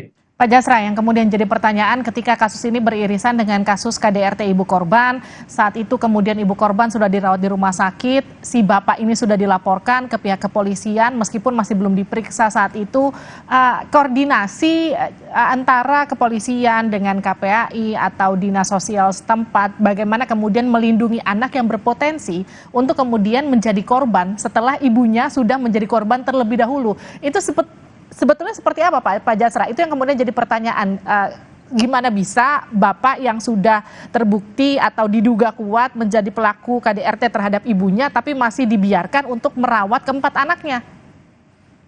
Iya Mbak Livi, jadi memang ini yang sangat kita sayangkan gitu ya.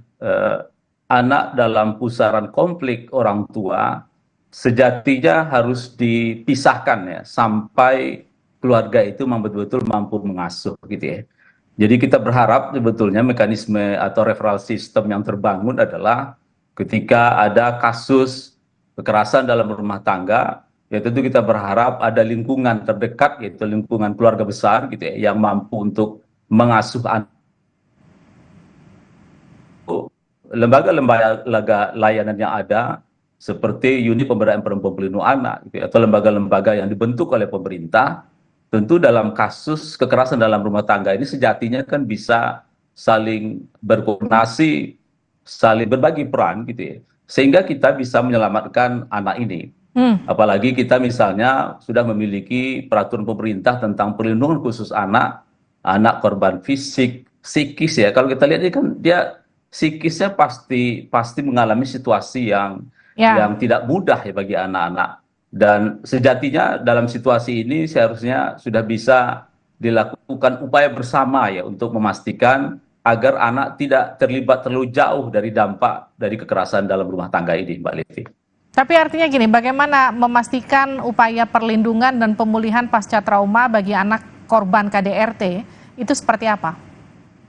Ya, jadi anak yang di dalam pusaran konflik orang tuanya itu seharusnya kan yang pertama dipastikan bagaimana psikisnya kembali baik gitu ya. Dan oleh sebab itu tentu perlu pendampingan dari psikolog, kemudian pendampingan teman-teman Peksos ya.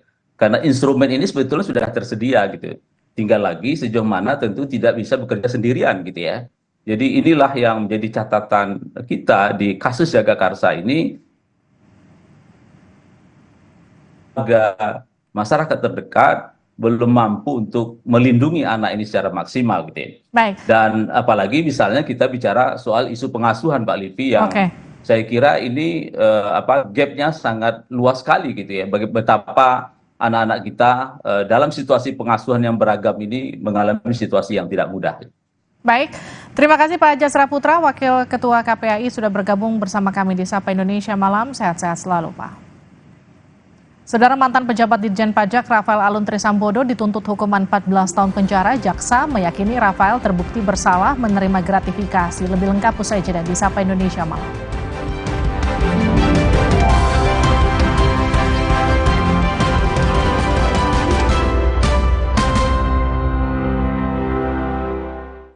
Pilihan sementara bersaudara selamanya. Pesta demokrasi ada sebentar lagi. Mari bijak memilih untuk bangsa Indonesia. Pesta rakyat damai tanpa adu emosi. Politik sara jadi musuh bersama. Juga politik uang wajib divideokan dan langsung laporkan ke Bawaslu setempat. Politik praktis buat rakyat menangis. Hoax dan isu sara lawan kita bersama. Beda pilihan subiasa, basudara selamanya. Jalan yuk! Usia nambah, gerak susah ya. Kesehatan sendi harus diperhatikan. Rajin gerak badan tak berlebihan. Bila perlu, minum Wellmove. Diproduksi dengan teknologi modern, higienis, dan halal. Wellmove, bergerak itu nikmat. Untuk membantu atasi capek, pegal, dan nyeri otot, pakai Hotin Cream. Kalau untuk meredakan nyeri sendi, rematik dan keseleo, nah, itu pakai Hotin DCL baru. Bahan aktif DCL-nya efektif mengobati rematik, linu, dan nyeri sendi. Hotnya, Hotin banget deh. Dunia terus berputar. Begitu banyak hal yang berakhir, namun banyak juga yang kembali dalam bentuk baru, memberi harapan baru. Seperti botol plastikmu yang dapat menjadi barang baru lagi melalui gerakan ekonomi sirkular nasional Le Mineral.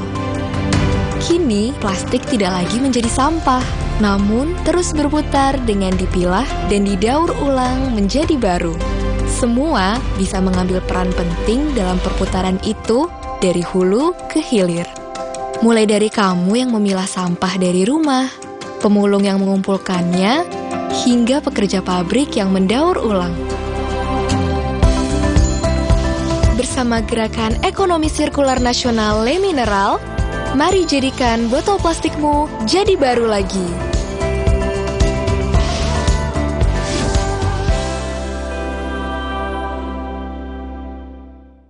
Mitsubishi X-Force.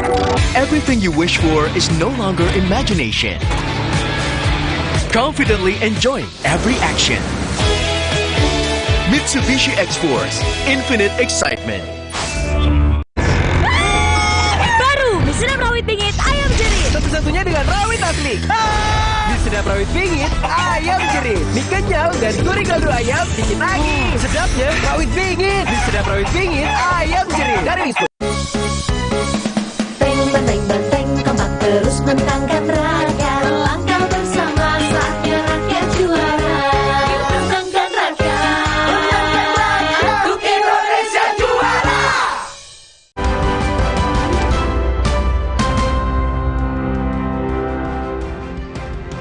Saudara, mantan pejabat Ditjen Pajak Rafael Alun Trisambodo dituntut hukuman 14 tahun penjara. Jaksa meyakini Rafael terbukti bersalah menerima gratifikasi 16,4 miliar rupiah dan melakukan tindak pidana pencucian uang. Selain hukuman penjara, jaksa juga menuntut Rafael membayar denda 1 miliar rupiah. Jaksa juga meminta hakim menjatuhkan pidana tambahan membayar uang pengganti 18,9 miliar rupiah. Jaksa menyebut harta benda Rafael dapat disita dan dilelang untuk membayar uang pengganti. Jika harta benda Rafael tidak mencukupi, dapat diganti dengan hukuman 3 tahun penjara. Menjatuhkan pidana terhadap terdakwa Rafael Alun Trisambodo dengan pidana penjara selama 14 tahun serta pidana denda sebesar 1 miliar rupiah.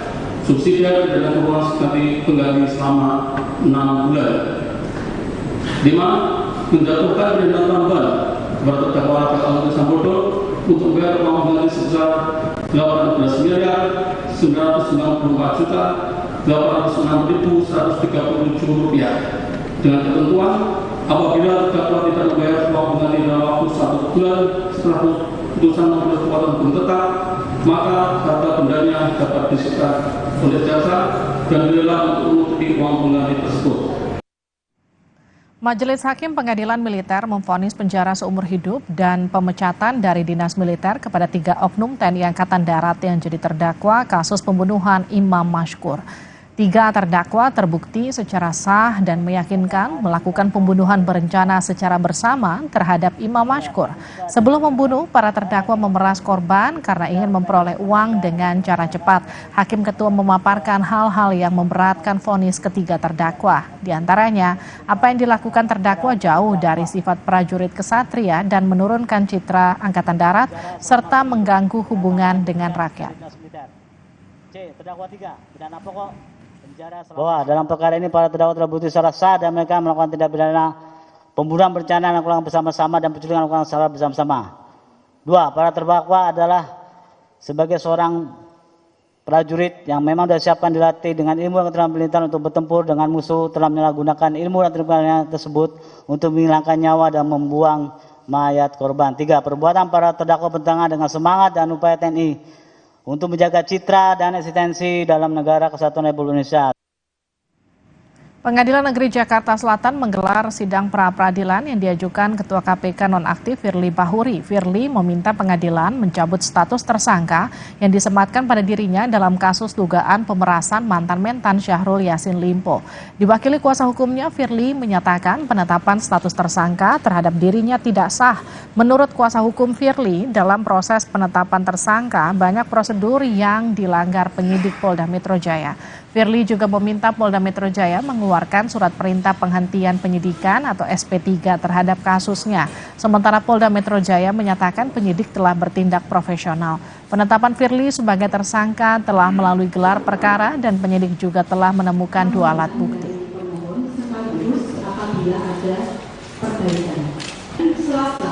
Pokok-pokok permohonan dari kami terkait dengan pertama adalah keberatan kami ditetapkannya Pak Firly sebagai tersangka.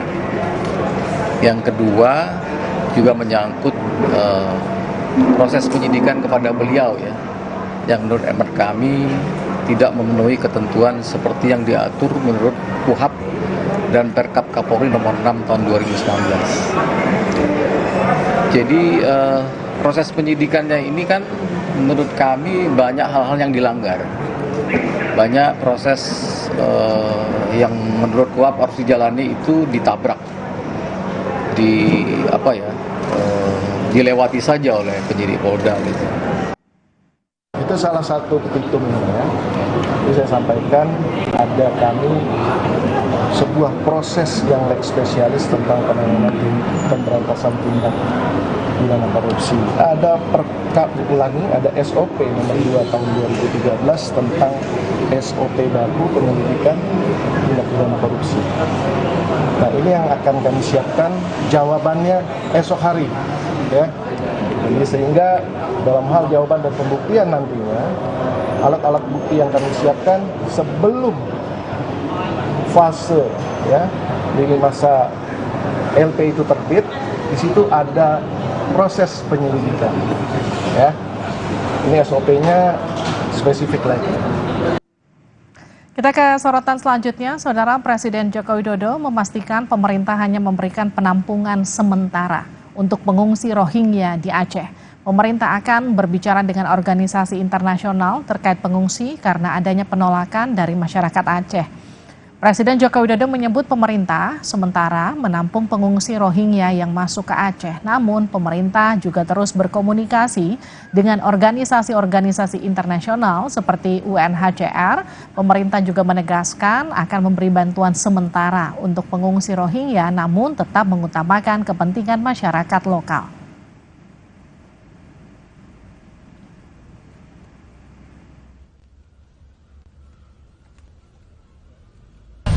Saya sampaikan bahwa sementara kita tampung, sementara, dan kita masih berbicara dengan organisasi-organisasi internasional, UNHCR dan lain-lain, karena memang masyarakat lokal tidak menginginkannya.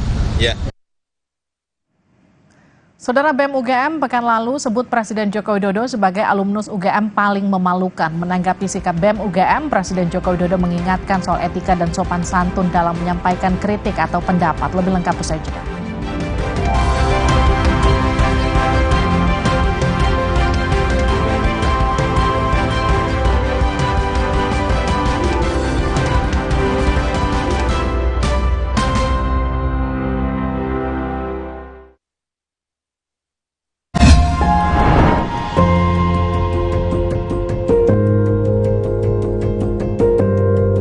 Kompas TV, Rumah Pemilu.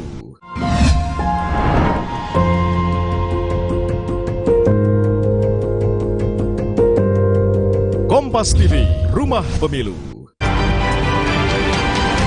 Kompas Update dipersembahkan oleh Prenagen, nutrisi lengkap ibu dan buah hati. Anda menyaksikan Kompas Update pukul 19 waktu Indonesia Barat. Satu dari dua pelaku jambret dihajar massa usai kepergok merampas kalung dan gelang warga Tambak Sari, Surabaya. Pelaku sempat menceburkan diri ke sungai menghindari amukan massa. Satu dari dua pelaku jambret berhasil ditangkap warga setelah kabur dan menceburkan diri bersama motornya ke sungai dan bersembunyi di gorong-gorong. Korban yang saat itu melawan dan berteriak minta tolong dan diketahui warga langsung dikejar. Pelaku yang mengalami luka di bagian kepala dibawa ke rumah sakit. Sementara itu teman pelaku berhasil kabur. Kini pelaku beserta barang bukti motor diamankan di Polsek Tambak Sari untuk menjalani pemeriksaan lebih lanjut. Iya mas, sedikit.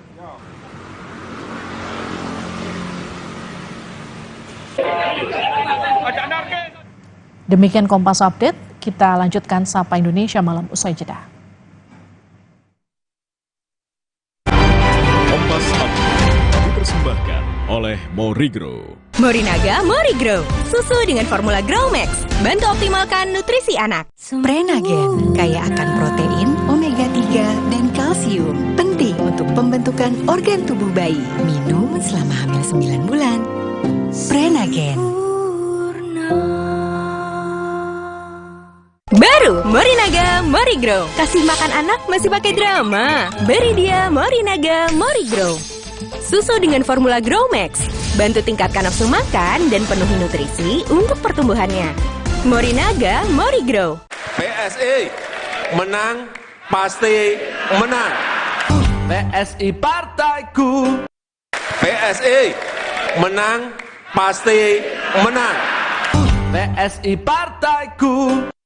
Wow, kirain pot, taunya Fresh Care Smash yang lagi viral. Fresh Care Smash 4-in-1. Tren baru, double inhalernya unik, nonjok segernya. Bisa buat ngerok, sampai pijit. Keren dan stylish. Fresh Care Smash, ekspresikan gayamu. Inovasi baru dari Hotin. Hotin Go. Oles, go.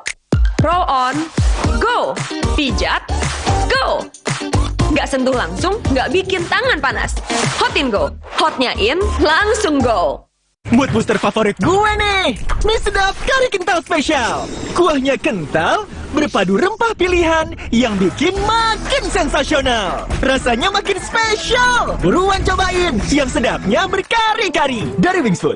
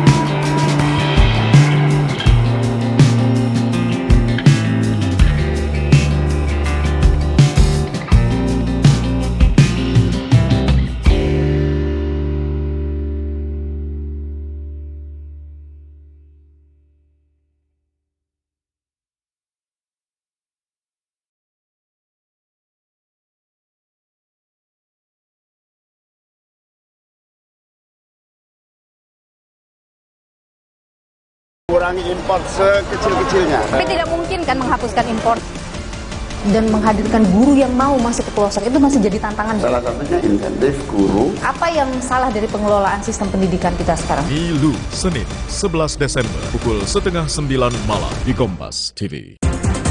Sesaat lagi, Anda akan menyaksikan berita utama yang didukung oleh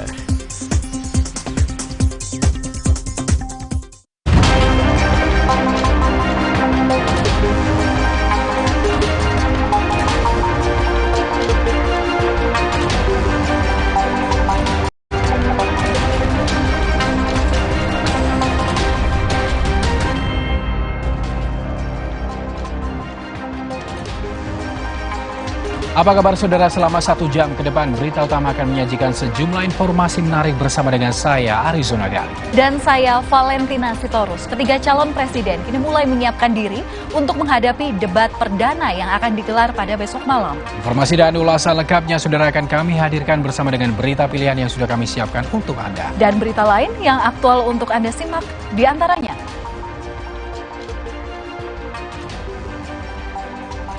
Dinobatkan oleh Badan Eksekutif Mahasiswa UGM sebagai alumnus paling memalukan.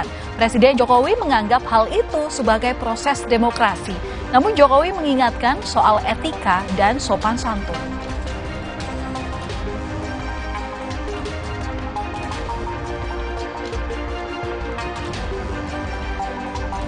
Komisi Pemilihan Umum akan memberikan kesempatan kepada 3 pasangan calon presiden untuk saling sanggah satu dengan yang lain.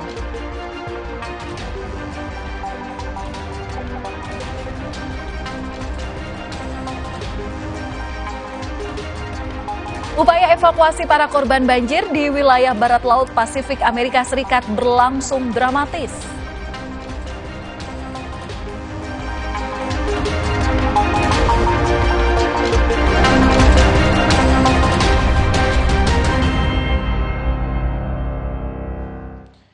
Kita ke informasi pertama saudara, sebuah gudang penyimpanan mainan di Ciracas, Jakarta Timur pada Senin pagi terbakar.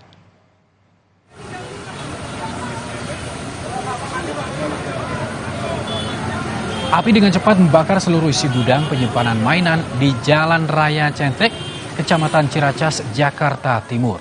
Api juga membuat atap gudang roboh dan menimbulkan suara ledakan. Kebakaran diduga dari korsleting saat pekerja mulai beraktivitas.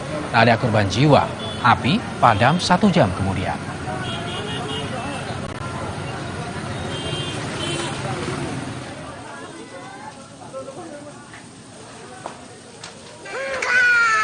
Sementara itu, saudara, sebuah perusahaan peternakan ayam di Sukabumi, Jawa Barat juga terbakar. Petugas sempat kesulitan memadamkan api.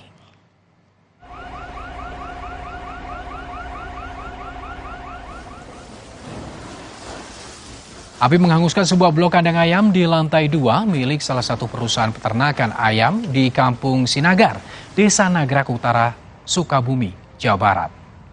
Kepulan asap tebal diduga karena banyaknya plastik di dalam kandang yang terbakar. Api baru bisa dipadamkan 2 jam kemudian.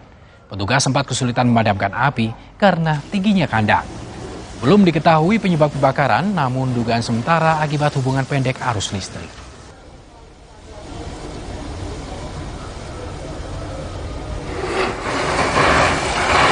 Puluhan rumah dan lapak barang bekas di Jalan Pancoran, Jakarta Selatan Senin dini hari terbakar. Api dengan cepat membesar dan merambat ke rumah warga serta lapak barang bekas yang berada di Jalan Pancoran Buntu 2, Pancoran, Jakarta Selatan pada Senin dini hari. Sejumlah kendaraan warga ikut terbakar. 11 unit pemadam kebakaran dikerahkan untuk memadamkan si jago merah. Belum diketahui penyebab kebakaran, namun diduga kebakaran ini akibat korsleting listrik dari salah satu rumah warga.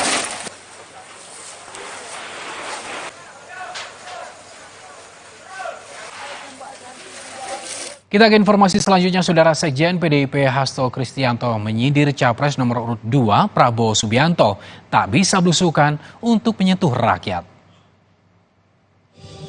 Pernyataan ini diungkapkan Hasto saat melakukan safari politik dan konsolidasi kader PDIP di Kabupaten Lebak, Banten. Hasto bilang Prabowo bukan kader PDIP dan bukan seperti Presiden Joko Widodo, sehingga tak bisa belusukan. Hasto menegaskan, belusukan merupakan karakter dan tradisi kader PDIP, seperti yang dilakukan Ganjar. Kita, saudara-saudara sekalian. Jadi kenapa Pak Prabowo nggak bisa belusukan? Karena Prabowo bukan dari PDI Perjuangan, Prabowo bukan Jokowi, sehingga tidak bisa melakukan belusukan, saudara-saudara sekalian. Jadi itu yang disampaikan kepada rakyat. Bahwa belusukan ini merupakan karakter dari PDI Perjuangan yang turun ke bawah, sebab kita adalah partai rakyat, betul? Ketika menghadapi kenaikan harga kebutuhan pokok rakyat, apa yang dijawab Pak Ganjar beda dengan yang dijawab oleh Pak Prabowo. Pernyataan Sekjen PDIP Hasto Kristianto yang menyebut calon presiden nomor urut 2 Prabowo Subianto tak bisa belusukan ditanggapi Sekretaris Tim Kampanye Nasional Prabowo Gibran Nusron Wahid. Nusron bilang Prabowo Gibran kerap belusukan menyapa berbagai lapisan masyarakat, mulai dari turun ke pasar hingga pesantren. Hanya saja gaya belusukannya yang berbeda dan tak harus dipermasalahkan. Kan perjuangannya Pak Jokowi sama menambahi, yaitu ngasih makan siang gratis sama bagi-bagi susu gratis kepada semua anak di Indonesia. Itu kan konkret gagasannya. Nah kemudian kita tambahi dengan apa? Dengan jalan-jalan. Jalan-jalan apa? Belusukan, silaturahmi. Ya namanya belusukan itu apa sih? Kan silaturahmi, ketemu orang ke pasar, ke pondok pesantren, ke simpul-simpul masyarakat sudah dilakukan Pak Prabowo, kemudian Mas Gibran melakukan itu. Kalau soal gaya kan biasa, masing-masing punya orang punya beda-beda gayanya. Saudara Presiden Joko Widodo menyebut apa yang disampaikan Badan Eksekutif Mahasiswa Keluarga Mahasiswa Universitas Gadjah Mada terkait dengan gelar alumnus paling memalukan adalah proses demokrasi. Jokowi menanggapi kritik dari BEM KM UGM atas dirinya di sela-sela acara peresmian proyek stasiun pompa air Sentiong di Jakarta Utara. Menurut Jokowi, pendapat seperti itu merupakan hal yang biasa. Namun ia juga bicara soal perlunya etika dan sopan santun dalam berpendapat. Bagi kita semua.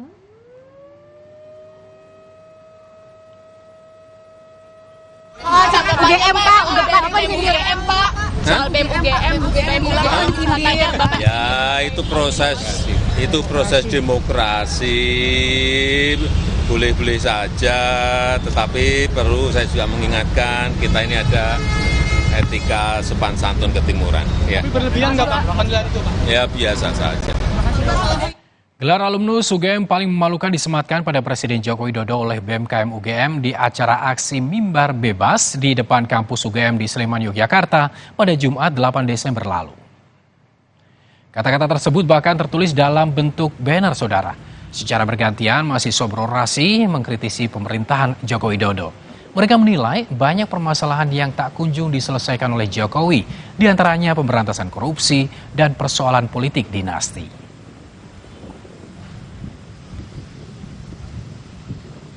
Saya rasa pantas untuk menobatkan beliau sebagai alumnus UGM paling memalukan. Apa yang membuatnya di Jakarta? 3 indikator. Yang pertama, demokrasi anjlok di hampir 10 tahun kepemimpinan beliau. Semestinya di waktu yang panjang tersebut beliau punya momentum dan punya waktu yang lebih banyak untuk meningkatkan indeks demokrasi kita. Indeks demokrasi kita terus merosot. Yang kedua, konstitusi. Di akhir periode beliau justru beliau menghendaki perpanjangan kekuasaan. Belum lagi bicara soal dinasti politik beliau yang secara vulgar terpampang di depan mata kita. Sorotan lainnya, saudara, calon presiden nomor urut 1 Anies Baswedan menyampaikan visi Indonesia adil makmur untuk semua dalam dialog bersama para pengusaha yang tergabung dalam Asosiasi Pengusaha Indonesia APindo di Jakarta. Di hadapan para pengusaha, Anies menjelaskan visi misi dan peta untuk perekonomian Indonesia periode 2024-2029. Ia menawarkan perubahan untuk menjawab berbagai persoalan yang dihadapi oleh pengusaha di Indonesia. Anies pun menjawab pertanyaan para pengusaha terkait isu-isu dan tantangan perekonomian Indonesia.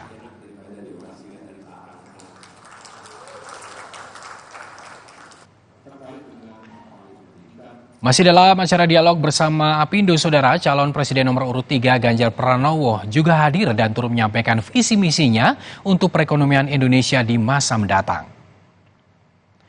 Ganjar menyebutkan soal optimismenya terkait dengan pertumbuhan ekonomi Indonesia. Menurutnya, hal itu bisa tercapai, antara lain dengan adanya pembenahan hukum serta peningkatan kualitas sumber daya manusia. Ganjar pun menyampaikan pendapatnya mengenai upaya Indonesia di tengah persaingan global.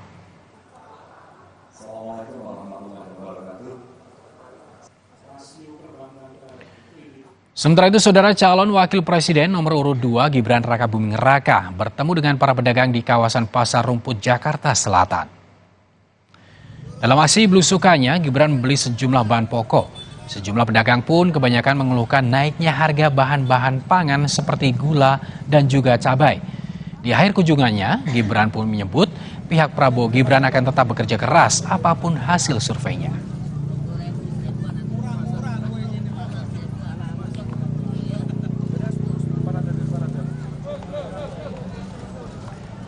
Saudara, kurang dari 24 jam debat perdana Pilpres 2024 akan segera digelar. Mampukah para kandidat meraih hati masyarakat dengan konsisten? Ulasannya usai jeda.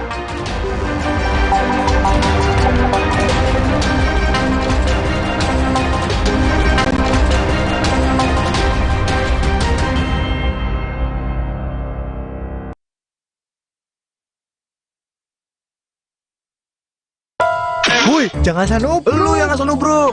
Nih, yang gak asal nubruk. Gula aren instan nomor 1 di Indonesia ada versi tubruknya. Top Coffee susu gula aren tubruk. Paduan kopi tubruk, susu dan gula aren. Gile. Ampasnya lebih halus, brother. Gak sembarang kopi susu nih. Ampasnya aja enak. Berkelas nih, bos. Rasanya pengen lagi. Top Coffee susu gula aren tubruk. Puas tubruknya, legit gula arennya. Dari Wingstop, top enaknya.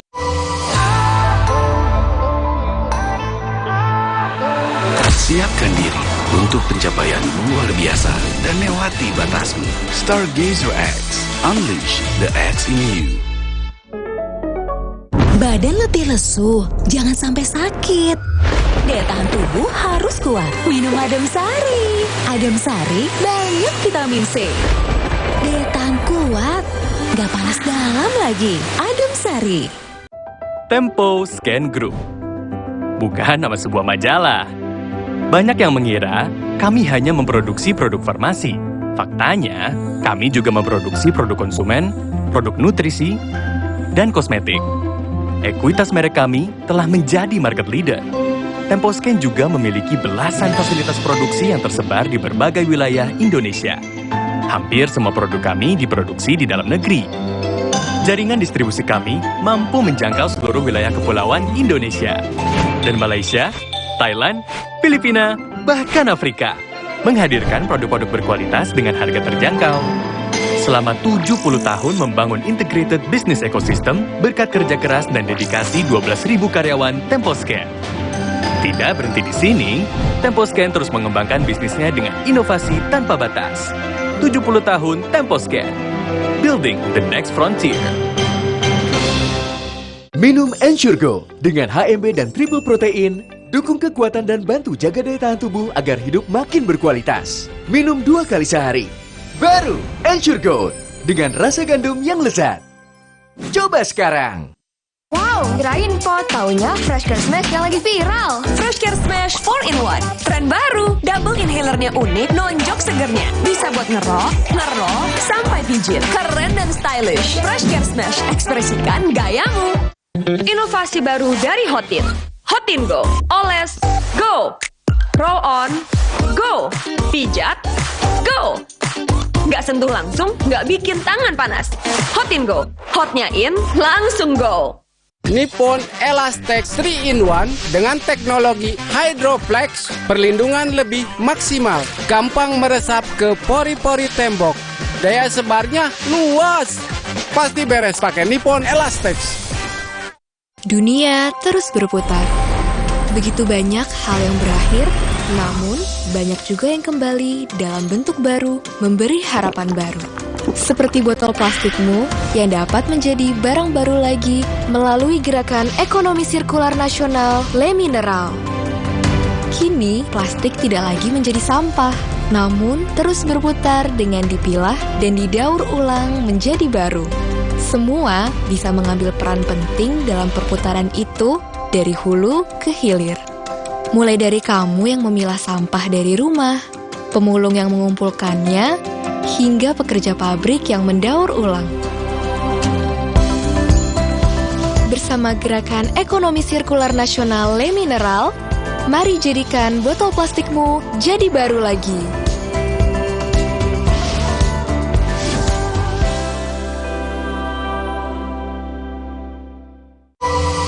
Siapkan diri untuk pencapaian luar biasa dan lewati batasmu. Stargazer X, unleash the X in you. Terasa gigi ngilu kalau minum dingin, terus kondisi gigi sensitif. Jika dibiarkan lebih lama, ada kemungkinan untuk memburuk. Sensodyne memberikan perlindungan hingga 24 jam. Saya merekomendasikan Sensodyne untuk perawatan gigi ngilu. Wuih, jangan asal nubruk. Lu yang asal nubruk. Nih, yang gak asal nubruk, gula aren instan nomor 1 di Indonesia ada versi tubruknya. Top Coffee susu gula aren tubruk. Paduan kopi tubruk, susu dan gula aren. Gile. Ampasnya lebih halus, brother. Gak sembarang kopi susu nih. Ampasnya aja enak. Berkelas nih, bos. Rasanya pengen lagi. Top Coffee susu gula aren tubruk. Puas tubruknya, legit gula arennya. Dari Wings Top enaknya.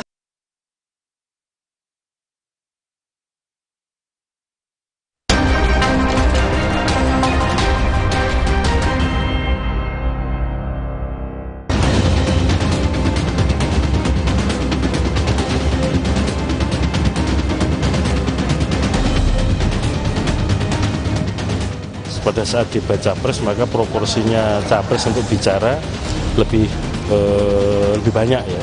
Ketika debat cawapres maka proporsinya cawapres juga yang lebih banyak.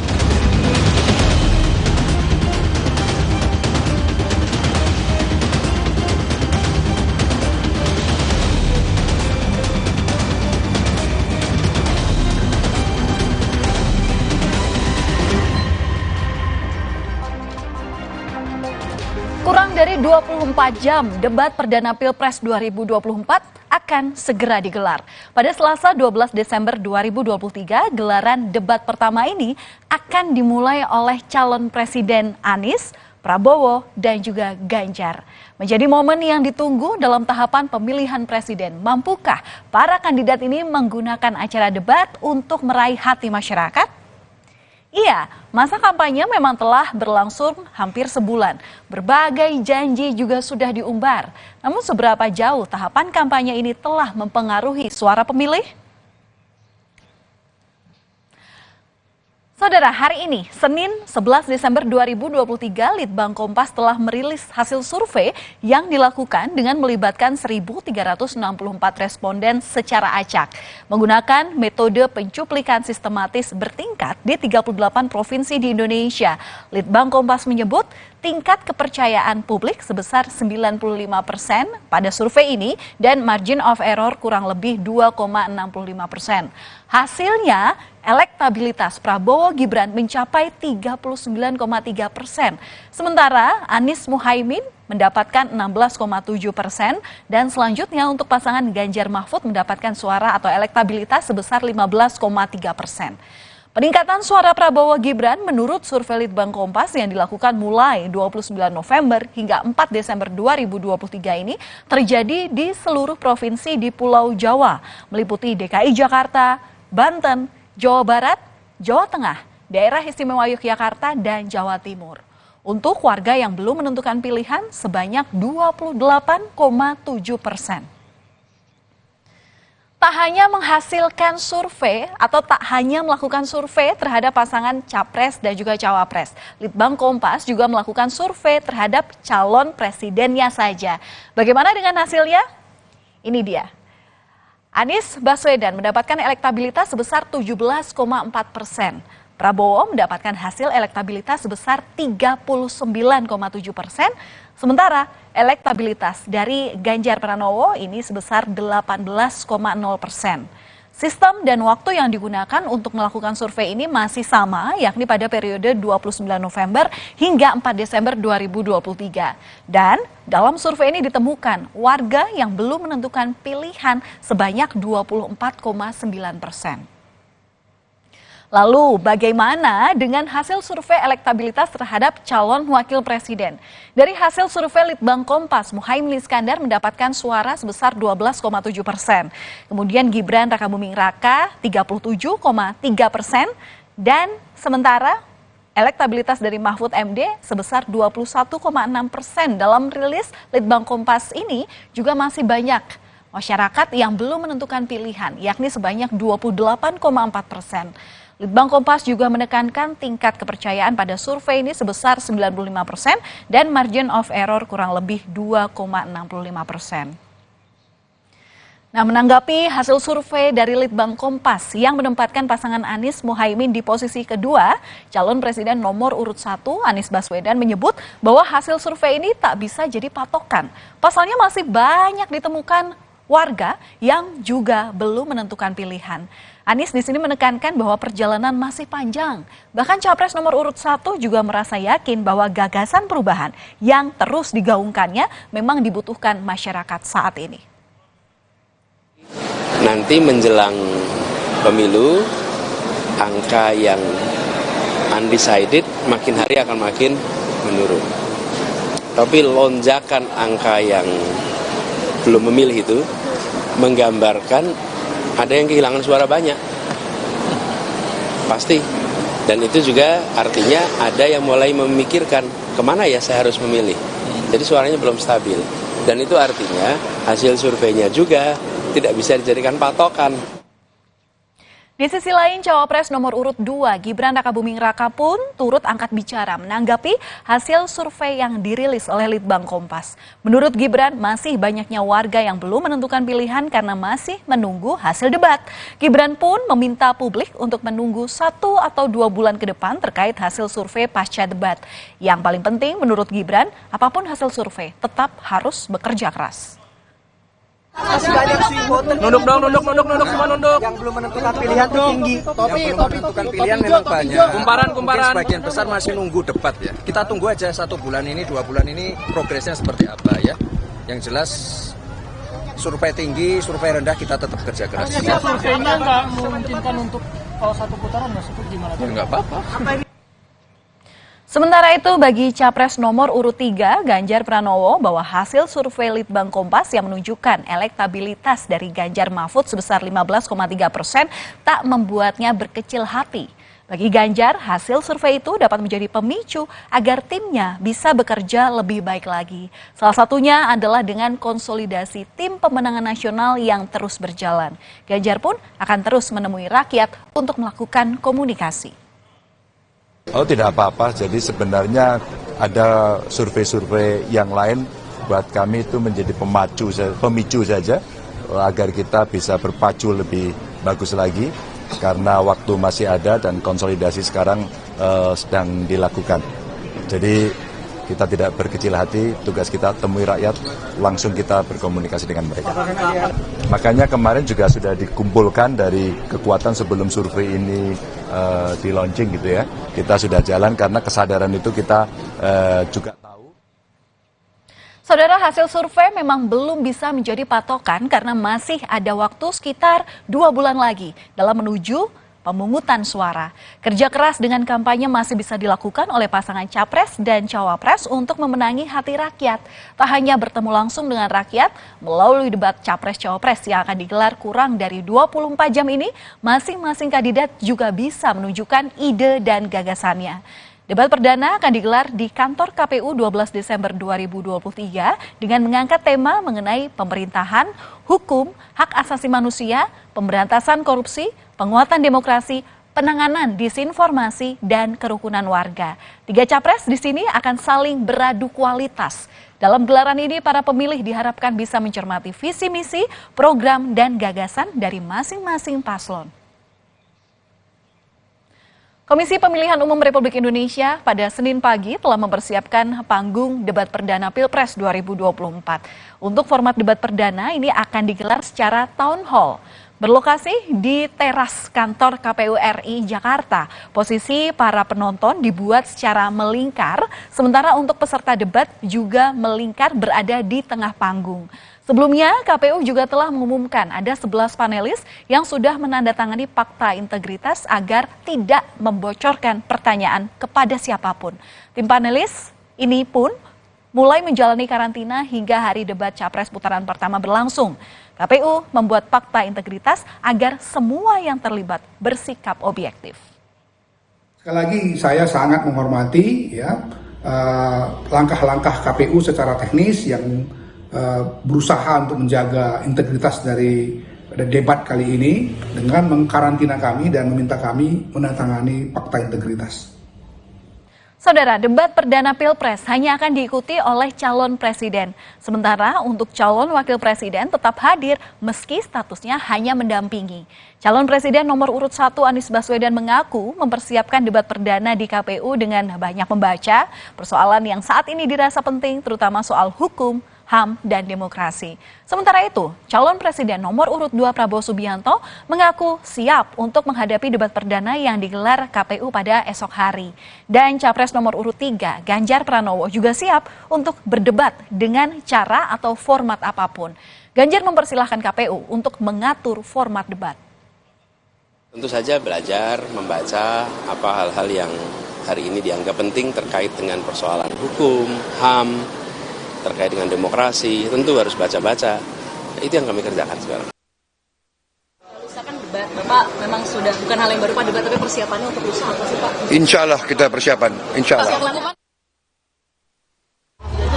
Silakan diatur debatnya dengan baik. Silakan nanti kewenangan mereka yang ngatur. Kami siap main dengan cara apapun.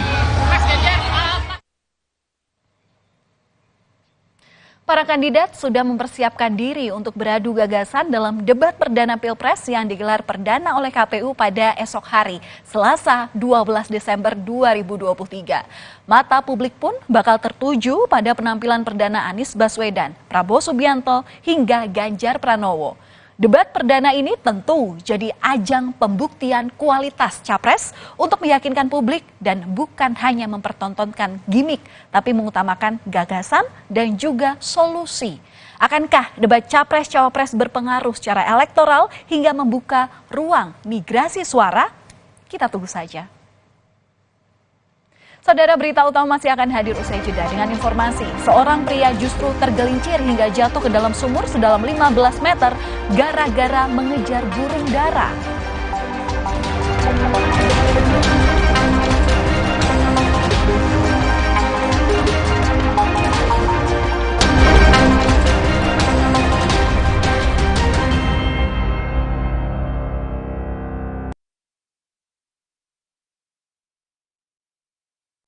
Paduan kopi tubruk, susu, dan gula aren. Gile, ampasnya lebih halus, brother. Beli 2 ekstra 1. Top Coffee susu gula aren tubruk. Pengen lagi.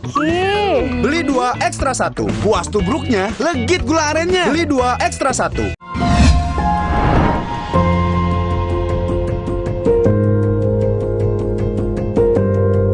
Kompas TV, Rumah Pemilu. Kompas Update dipersembahkan oleh Entrasol. Minum Entrasol 2 kali sehari. Entrasol. Anda menyaksikan Kompas Update bersama dengan saya Arizona Gali. Saudara, petugas Satpol PP Kecamatan Tanjung Priok, Jakarta Utara melakukan razia kepada sejumlah paugah dan preman yang meresahkan pengguna jalan. Pria ini, saudara, menolak saat petugas Satpol PP mengamankannya dari jalanan. Ia bahkan menangis dan memohon kepada petugas agar tidak diamankan. Sehari-hari, pria ini biasanya menjadi paugah di perempatan Danau Sunter. Sementara itu, paugah lainnya yang melihat petugas yang datang langsung kabur melarikan diri, hingga terjadi aksi kejar-kejaran.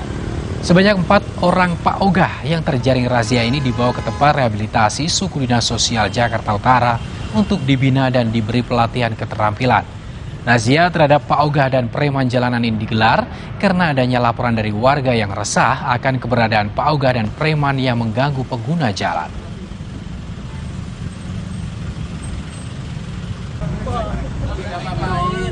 Demikian Kompas Update, saya Arizona Gali, sampai jumpa. Kompas Update dipersembahkan oleh Nutrif Benecol.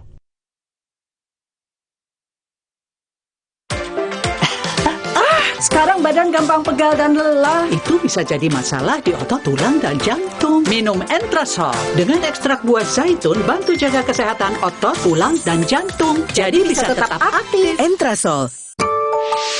Wah, makan. Udah nggak takut kolesterol naik nih. Kan habis makan langsung Benecol. Lanstan esternya, hajar kolesterol dari makanan yang habis kita makan. Nutrif Benecol.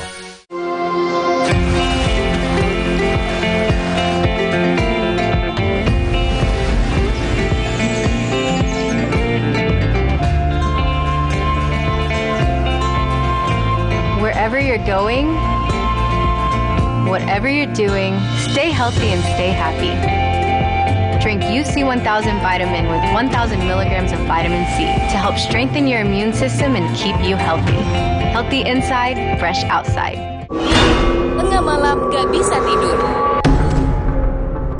Kurang tidur, minum Sedares. Kandungan dipenidramin 25 mg bisa bantu tidur. Tidur yang cukup bikin aktivitas kembali lancar. Sedares bikin tidur. Minum Ensure Go dengan HMB dan triple protein. Dukung kekuatan dan bantu jaga daya tahan tubuh agar hidup makin berkualitas. Minum 2 kali sehari. Baru Ensure Go dengan rasa gandum yang lezat. Coba sekarang. Coba yuk. Oh, batuk. Oh, B-Herbal aja. Oh, B-Herbal. Cara herbal meredakan batuk. Pilih yang herbal, jangan yang asal. OB Herbal. Memang, yang di depan mata terlihat menggiurkan meski sedikit. Namun ingat, itu semua hanya jebakan untuk niat licik yang berbahaya. Bayangkan, sesuatu yang besar dimulai dari praktik yang buruk, kemudian menimbulkan dampak yang sangat berbahaya untuk masa depan Indonesia. Mulai dari kamu, jangan terima segala bentuk suap. Ayo awasi bersama. Tolak politik uang untuk pemilu yang bersih dan damai. Paduan kopi tubruk, susu, dan gula aren. Gile, ampasnya lebih halus, brother. Beli 2 ekstra 1. Top Coffee susu gula aren tubruk. Pengen lagi. Beli 2 ekstra 1. Puas tubruknya, legit gula arennya. Beli 2 ekstra 1. Mereka adalah perempuan-perempuan berdedikasi, perempuan mandiri, selalu optimis. Mereka percaya tolak angin untuk menjaga kesehatan. Mencintai Indonesia. Orang kita minum tolak angin.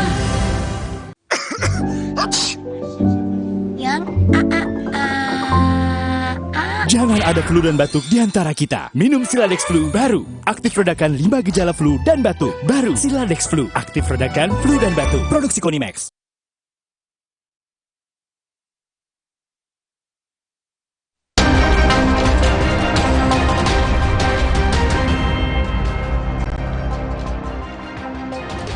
Kembali di Berita Utama Saudara, saatnya kami memiliki 5 informasi pilihan yang tentunya sangat menarik untuk Anda simak. Kita lihat yang pertama, Saudara, ada sopir tewas tertimpa beton.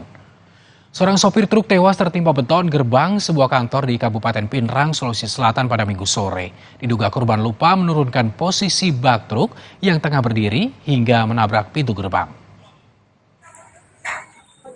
Kondisi kepala truk yang ringsek akibat tertimpa gerbong beton membuat Abdul Latif, sang sopir, meninggal di tempat. Sopir yang berusia 65 tahun itu baru saja menurunkan air hujan yang tertampung di dalam bak truk. Diduga Abdul lupa menurunkan bak truknya sehingga saat hendak keluar dari kantor Dinas Lingkungan Hidup, bak itu pun menabrak pintu gerbang yang terbuat dari beton hingga roboh. Tongkangnya itu, lupa kasih turun itu. Begitu minyak ceritanya, masih di tempat. Iya, nyangkut anunya itu. Bak anunya ya? Iya, baknya. Bak sampahnya? Iya, nyangkut di tiang ini toh. Rubuh, kena kepala mobil toh. Iya. Mendengar informasi itu, pihak keluarga korban histeris. Mereka tak kuasa menahan kesedihan lantaran kehilangan korban untuk selamanya. Kasus ini pun tengah ditangani pihak kepolisian, sementara jenazah korban telah diserahkan ke pihak keluarga untuk dimakamkan di pemakaman setempat. Sudin Syamsuddin, Kompas TV, Pinrang, Sulawesi Selatan. Berikutnya, Saudara, siswa aniaya siswi. Seorang siswa tega melakukan penganiayaan terhadap seorang siswi di Situbondo, Jawa Timur. Diduga hal ini dipicu aksi saling ejek antar keduanya.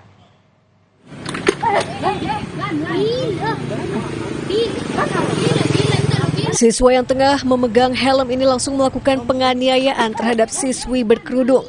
Selain itu, pelaku juga tega menarik penutup kepala korban.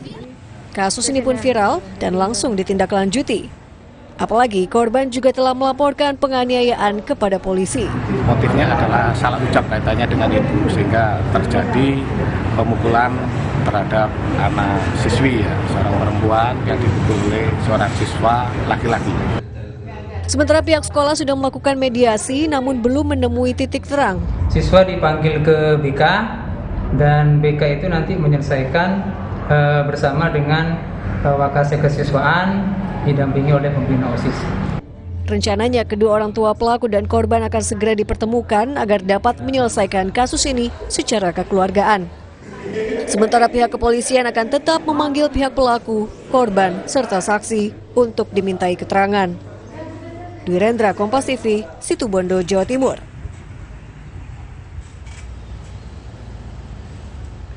Selanjutnya, saudara, balita dititip dianiaya. Seorang pria tega menganiaya balita berusia 3 tahun lantaran emosi saat korban rewel. Korban merupakan keponakan pacar pelaku yang dititipkan lantaran orang tuanya bekerja di luar negeri. Video terpaksa kami samarkan untuk menghindari ketidaknyamanan. Entah apa yang merasuki Rizky hingga ia tega menganiaya bocah berusia 3 tahun hingga mengalami muntah darah. Sementara tante korban yang ketakutan tetap merekam aksi kejam sang pacar dan tak mampu berbuat banyak. Iya, sejak November lalu, pelaku dan tante korban memang tinggal serumah di dalam sebuah kontrakan di wilayah Jakarta Timur. Diduga korban kerap mengalami penyiksaan hingga akhirnya dilarikan ke Rumah Sakit Polri Kramat Jati karena mengalami luka-luka. Dari fotonya itu mungkin ada memar, mungkin ada bekas sundutan rokok gitu. Sempat ada sundutan rokok gitu ya. Kasus ini pun dilaporkan ke polisi dan berujung pada penangkapan Rizky yang berusia 29 tahun. Ia beralasan tak bisa meredam emosi karena korban rewel saat ia pulang kerja. Karena anak ini sering rewel untuk pengakuan tersangka yang mana sehingga kejadian tersebut berulang yang dilakukan oleh tersangka.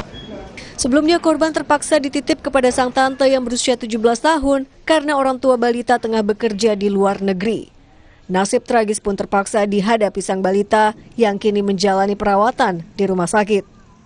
Video yang direkam sang tante pun menjadi alat bukti bagi polisi untuk menjerat pelaku dengan pasal perlindungan anak serta terancam hukuman 15 tahun penjara.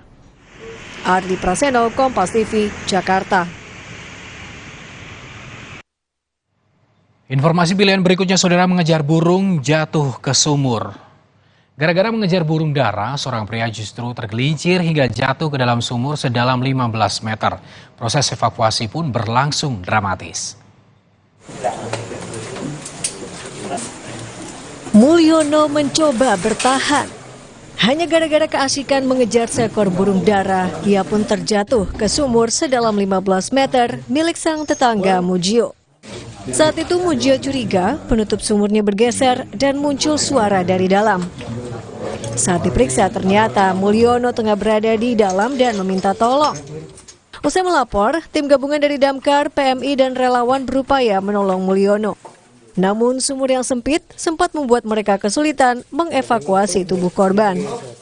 Ya, menurut informasi dugaannya masa itu mengejar burung dara, kemudian lewat di rumah tersebut, kemudian terprosot, kemudian tercebur ke sumur tersebut.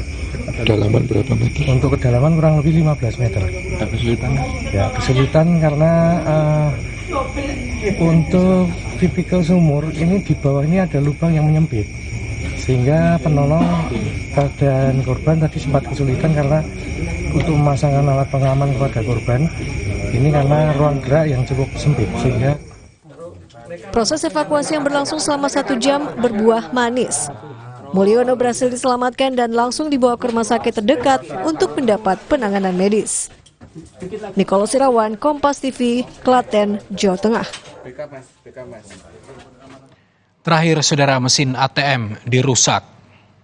Perusakan terjadi pada sebuah mesin ATM salah satu bank di Kabupaten Sukabumi, Jawa Barat. Diduga para pelaku berupaya mencuri uang di ATM tetapi gagal. Gerai ATM sebuah bank di Jalan Surya Kencana, Kecamatan Cibadak, Sukabumi, Jawa Barat ini dipenuhi kertas truk yang berserakan pada Minggu 10 Desember 2023. Kerusakan pun terjadi pada layar mesin ATM dan juga sejumlah bagian mesin ATM lainnya. Polisi kemudian melakukan olah tempat kejadian perkara bersama perwakilan bank terkait dan juga teknisi mesin ATM. Menurut teknisi, mesin ATM sudah terlihat tidak beroperasi atau offline sejak pagi. Berarti ini dijebol ya? Ya, betul dijebol. Terdeteksi tadi jam berapa ini mulai offline? Terdeteksi sih saya tadi itu lihatnya jam subuh lah. Sekitar jam berapa itu? Jam 5. Di lokasi kejadian, polisi menemukan barang bukti berupa batu, gunting, dan serpihan mesin lainnya. Namun, brankas uang yang ada di mesin tersebut masih dalam keadaan terkunci. Diduga pelaku berupaya untuk mencuri uang di ATM, namun gagal. Adapun barang bukti yang ditemukan di TKP, satu buah gunting yang diduga untuk merusak mesin ATM dan gembok, satu buah batu yang digunakan untuk merusak mesin ATM, satu buah gembok yang telah dirusak oleh pelaku, satu batang kayu yang diduga juga untuk merusak mesin ATM. Polisi kini telah memeriksa sejumlah saksi dan juga membentuk tim untuk mengejar pelaku perusakan ATM ini. Insan Maulana Firdaus, Kompas TV, Sukabumi, Jawa Barat. Saudara, kericuan terjadi di Pasar Wuring, Kabupaten Sika, NTT lantaran Pemkab berupaya menutup pasar. Usai jeda kami kembali.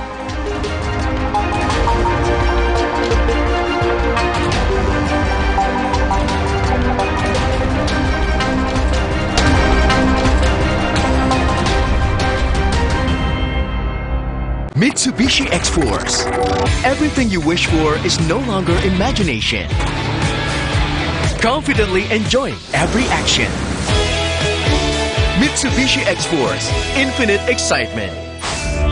Di setiap sentuhan ibu ada kelembutan dan kekuatan. Seperti saat lawan batuk dan pilek, Anaconidin. Efektif redakan batuk dan pilek si kecil, aman diminum sesuai anjuran. Anaconidin, efektif lawan batuk pilek si kecil. Produksi Quinimax. Tengah malam gak bisa tidur. Kurang tidur, minum Sedares. Kandungan dipenidramin 25 mg bisa bantu tidur. Tidur yang cukup bikin aktivitas kembali lancar. Sedares bikin tidur. Siapkan diri untuk pencapaian luar biasa dan lewati batasmu. Stargazer X, unleash the X in you.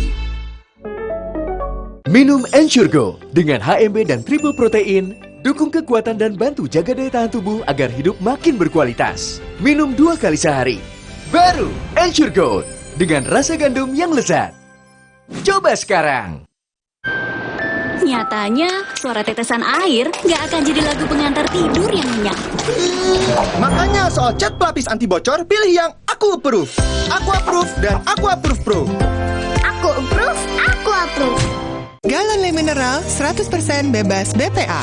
Aman untuk anak dan keluarga. Ciri galon bebas BPA, bening transparan, ditandai kode segitiga nomor 1. Galon Le Mineral, untuk sehatnya keluarga. Inilah Golkar, 59 tahun berjalan bersama bangsa Indonesia. Inilah Golkar, bersatu membangun, menghubungkan hati dan tangan, membawa kemajuan. Inilah Golkar, melahirkan banyak tokoh muda berprestasi, memandang masa depan dengan inovasi. Bersama Golkar, mari lanjutkan kemajuan. Mitsubishi X-Force. Breathe the new adventure. Total control in all challenges. Mitsubishi X-Force, infinite excitement. Untuk badan sehat dan penuh semangat, Nutrafol Gold Coffee. Kandungan multivitamin dan mineralnya bikin badan sehat dan kopinya bikin semangat. Secangkir Nutrafol Gold Coffee untuk badan sehat dan penuh semangat. Untuk badan sehat dan penuh semangat, Nutrafol Gold Coffee. Kandungan multivitamin dan mineralnya bikin badan sehat dan kopinya bikin semangat. Secangkir Nutrafol Gold Coffee untuk badan sehat dan penuh semangat. Di tanganmu, botol plastik bekas bisa jadi baru lagi. Seperti tas, baju, hingga sepatu ini. Bersama Gerakan Ekonomi Sirkular Nasional Le Mineral, mari mulai kebiasaan baru memilah sampah plastik dari rumah, menyalurkan lewat aplikasi, pemulung, ataupun bank sampah. Sampah plastikmu memberi nilai tambah untukmu dan juga untuk mereka. Dengan langkah sederhana, pisahkan sampah sesuai jenisnya, sampah organik, plastik termasuk PET, kertas, dan kaleng, lalu salurkan. Sampah plastik yang terpilah bisa didaur ulang. Mulai kebiasaan baru dan buat botol plastik bekasmu jadi baru lagi.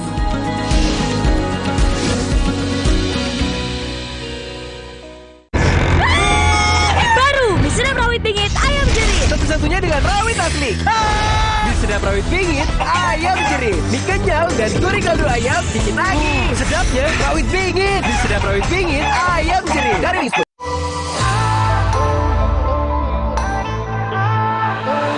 Siapkan diri untuk pencapaian luar biasa dan lewati batasmu.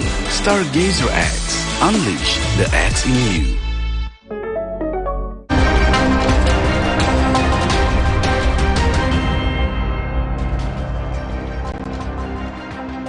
Saudara, kericuhan terjadi di Pasar Wuring, Kabupaten Sika, Nusa Tenggara Timur, lantaran pemerintah kabupaten berupaya menutup pasar.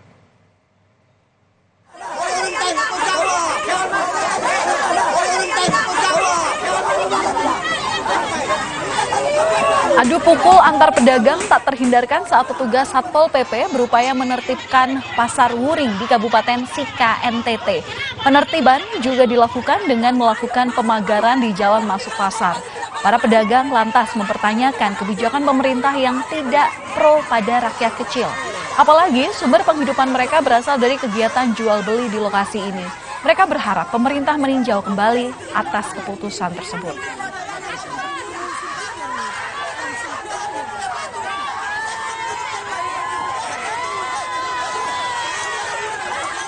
Demo memperingati Hari Hak Asasi Manusia di Kota Manokwari, Papua Barat berujung ricuh.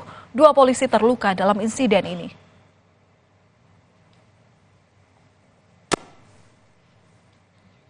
Kericuhan terjadi saat polisi meminta massa untuk membubarkan diri karena demo yang digelar tak memiliki izin.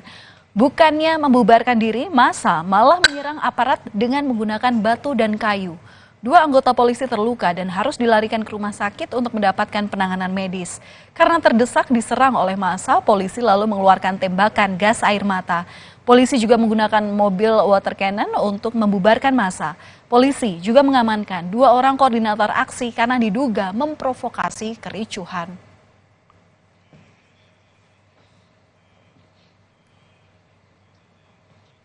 Informasi lain, saudara, sebagian dari sebuah rumah indekos di Klaten, Jawa Tengah ambruk akibat tergerus arus sungai. 2, 3, 4, 5, 6, ya Allah. Allahu Akbar, Allahu Akbar. Menurut pemilik rumah di Desa Sobayan, Kecamatan Pedan ini, fondasi rumah ambles sedikit demi sedikit. Hal ini terjadi lantaran tergerus derasnya arus sungai usai hujan deras. 2 kamar mandi, teras, dan pagar tembok pun ambruk ke sungai. Warga meminta bantuan pada petugas Badan Penanggulangan Bencana Daerah Klaten agar tidak lagi terjadi longsor di tepi sungai. 4, 5, 6, ya Allah. Allahu Akbar, Allahu Akbar. Kita beralih ke informasi politik. Presiden Joko Widodo menanggapi pernyataan Ketua Umum PAN Zulkifli Hasan yang menyatakan soal kabar dirinya bergabung ke Partai Amanat Nasional. Jokowi menegaskan PAN adalah keluarga koalisi di pemerintahan. Presiden Jokowi tidak menegaskan apakah ia sudah keluar dari PDI Perjuangan. Menurut Jokowi, saat ini PAN merupakan partai koalisi pendukung pemerintah, sehingga ia mengartikan yang dimaksud oleh Zulkifli Hasan adalah dirinya telah menjadi bagian dari keluarga besar PAN. Sebelumnya, Ketua Umum PAN Zulkifli Hasan mengklaim bahwa Presiden Jokowi telah bergabung dengan partainya. Provinsi DKI Jakarta. Partai PAN ini kan masuk koalisi pemerintah. Jadi PAN itu masuk ke keluarga kita. Kalau kita jadi keluarga PAN kan juga ya sama saja kan. PAN masuk keluarga kita, kita masuk keluarga PAN. Sementara itu, Sekjen PDI Perjuangan Hasto Kristianto menilai pernyataan Ketua Umum PAN Zulkifli Hasan yang menyatakan Presiden Jokowi telah bergabung dengan PAN merupakan sebuah dukungan kepada pasangan Capres dan Cawapres nomor urut 3 Ganjar Pranowo Mahfud MD. Hasto menambahkan saat ini PDI Perjuangan tengah fokus untuk terus mendorong Ganjar Mahfud agar mendapat dukungan dari masyarakat di Pilpres 2024.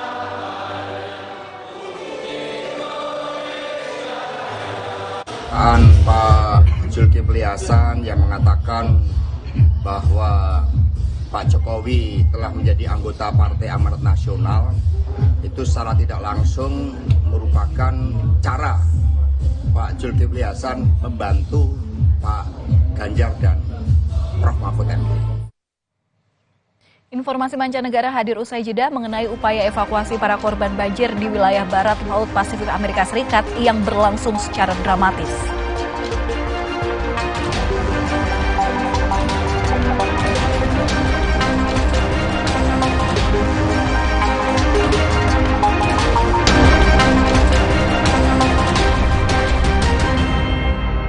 Setiap sentuhan ibu ada kelembutan dan kekuatan. Seperti saat lawan batuk dan pilek, Anaconidin. Efektif redakan batuk dan pilek si kecil, aman diminum sesuai anjuran. Anaconidin, efektif lawan batuk pilek si kecil. Produksi Kunimax. Untuk badan sehat dan penuh semangat, Nutrafor Gold Coffee. Kandungan multivitamin dan mineralnya bikin badan sehat dan kopinya bikin semangat. Secangkir Nutrafor Gold Coffee untuk badan sehat dan penuh semangat. Untuk badan sehat dan penuh semangat, Nutrafor Gold Coffee.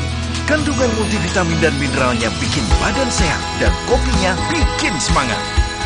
Secangkir Nutrafor Gold Coffee untuk badan sehat dan penuh semangat. Aqua percaya akan keajaiban alam, maka kami tidak menggunakan galon sekali pakai. Galon kami disanitasi dengan seksama sebelum diisi ulang. Aqua 100% murni. Minum Ensure Go dengan HMB dan triple protein, dukung kekuatan dan bantu jaga daya tahan tubuh agar hidup makin berkualitas. Minum 2 kali sehari. Baru Ensure Go dengan rasa gandum yang lezat. Coba sekarang. Coba yuk. Oh, batuk. OB Herbal aja. OB Herbal. Cara herbal meredakan batuk. Pilih yang herbal, jangan yang asal. OB Herbal. Nyatanya, suara tetesan air nggak akan jadi lagu pengantar tidur yang nyenyak. Makanya soal cat pelapis anti bocor, pilih yang Aku Approve. Aku Approve dan Aku Approve Pro. Aku approve, aku approve. Maafin aku ya, aku butuh buat liburan. Agoda. Hah? Agoda? Wah, harga hotelnya murah. Kamarnya? Wah. Agoda. Diskonnya sampai 60%. Yuk kita liburan bareng Agoda aja. Di Agoda ada banyak pilihan harga murah dengan 3,6 juta lebih hotel di seluruh dunia. Liburan tanpa bongkar tabungan, itu murahnya Agoda. Booking sekarang. Baru, mie sedap rawit bingit ayam jerit. Satu-satunya dengan rawit asli. Mie sedap rawit bingit ayam jerit. Mie kenyal dan gurih kaldu ayam bikin lagi. Sedapnya rawit bingit. Mie sedap rawit bingit ayam jerit. Dari Wisma. Aqua percaya akan keajaiban alam, maka kami tidak menggunakan galon sekali pakai. Galon kami disanitasi dengan seksama sebelum diisi ulang. Aqua 100% murni. Coba yuk. Oh, batuk. OB Herbal aja. OB Herbal. Cara herbal meredakan batuk. Pilih yang herbal, jangan yang asal. OB Herbal.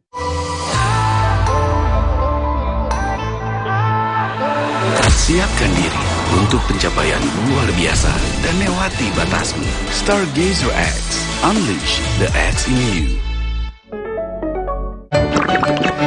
Le Mineral beda banget, lebih smooth, lebih segar.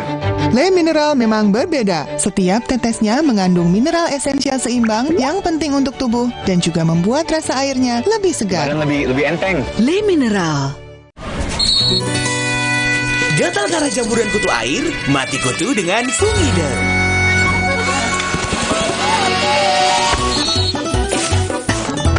Fungider, aktif basmi jamur. Produksi Konimax. Ini saatnya untuk tunjukin keunikan lo. Ini waktunya untuk jalani hidup dengan maksimal.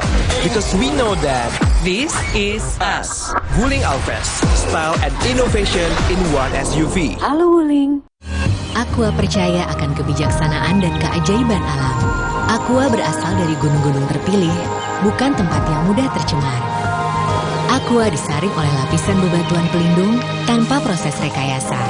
Aqua mengandung mineral alami tanpa tambahan zat berbahaya. Sehingga Aqua terasa dingin tanpa didinginkan. Jelaskan kalau tak semua air itu Aqua. Aqua 100% murni.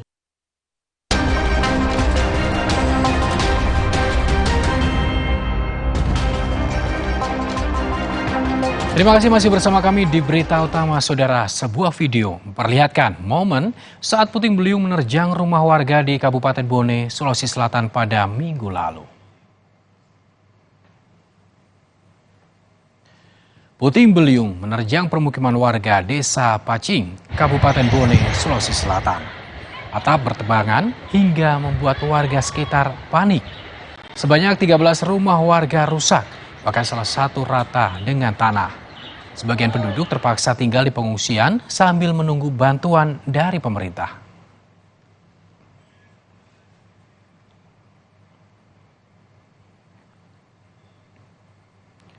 Kebakaran melanda 2 rumah di kawasan Pulau Gadung, Jakarta Timur, Senin sore. Seorang warga panik meninggal dunia karena mengalami serangan jantung.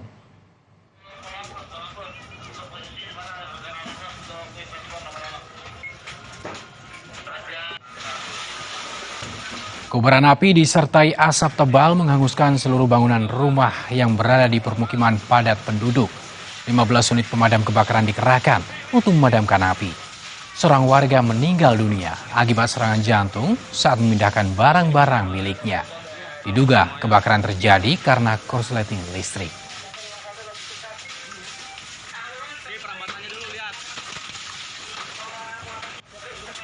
Saudara, ratusan warga di Blora, Jawa Tengah memperebutkan gunungan hasil bumi dalam rangka Hari Jadi Kabupaten Blora ke-274 tahun.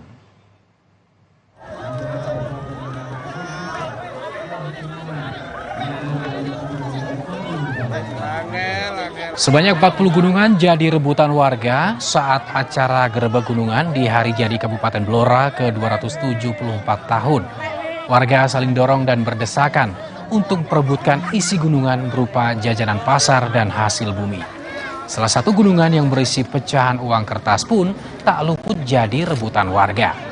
Gerebek gunungan massal ini digelar sebagai bentuk syukur atas kenikmatan dan kelimpahan rezeki untuk Kabupaten Blora.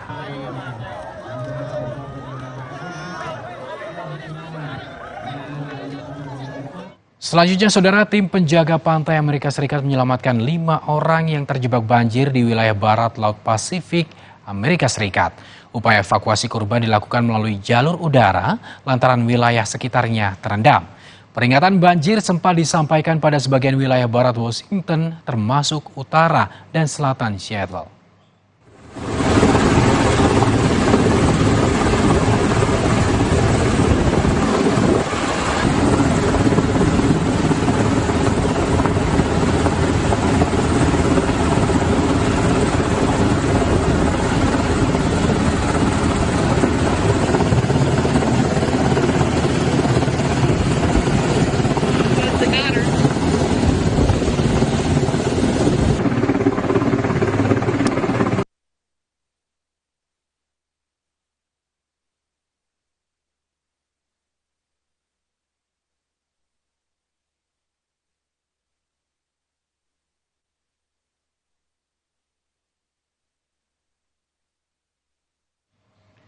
Terima kasih telah menyaksikan berita utama hari ini, saudara. Saya Rizuna Gali. Dan saya Valentina Sitorus. Mari bersama kita menyukseskan pemilu 2024 dan pastikan Anda tetap bersama kami hanya di Kompas TV Independen Terpercaya. Kami berdua pamit undur diri. Terima kasih.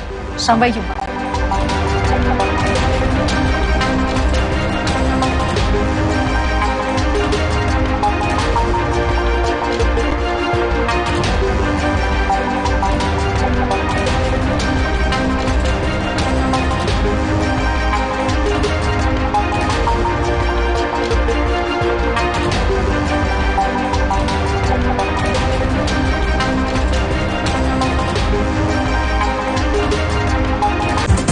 Terima kasih Anda telah menyaksikan berita utama yang didukung oleh Debat Perdana Calon Presiden langsung dari Gedung KPU. Ketahui visi misi, program kerja dan kompetensi dari para kontestan. Selasa 12 Desember pukul 4:30 sore live di Kompas TV, Rumah Pemilu. Sesaat lagi Anda akan menyaksikan Milu didukung oleh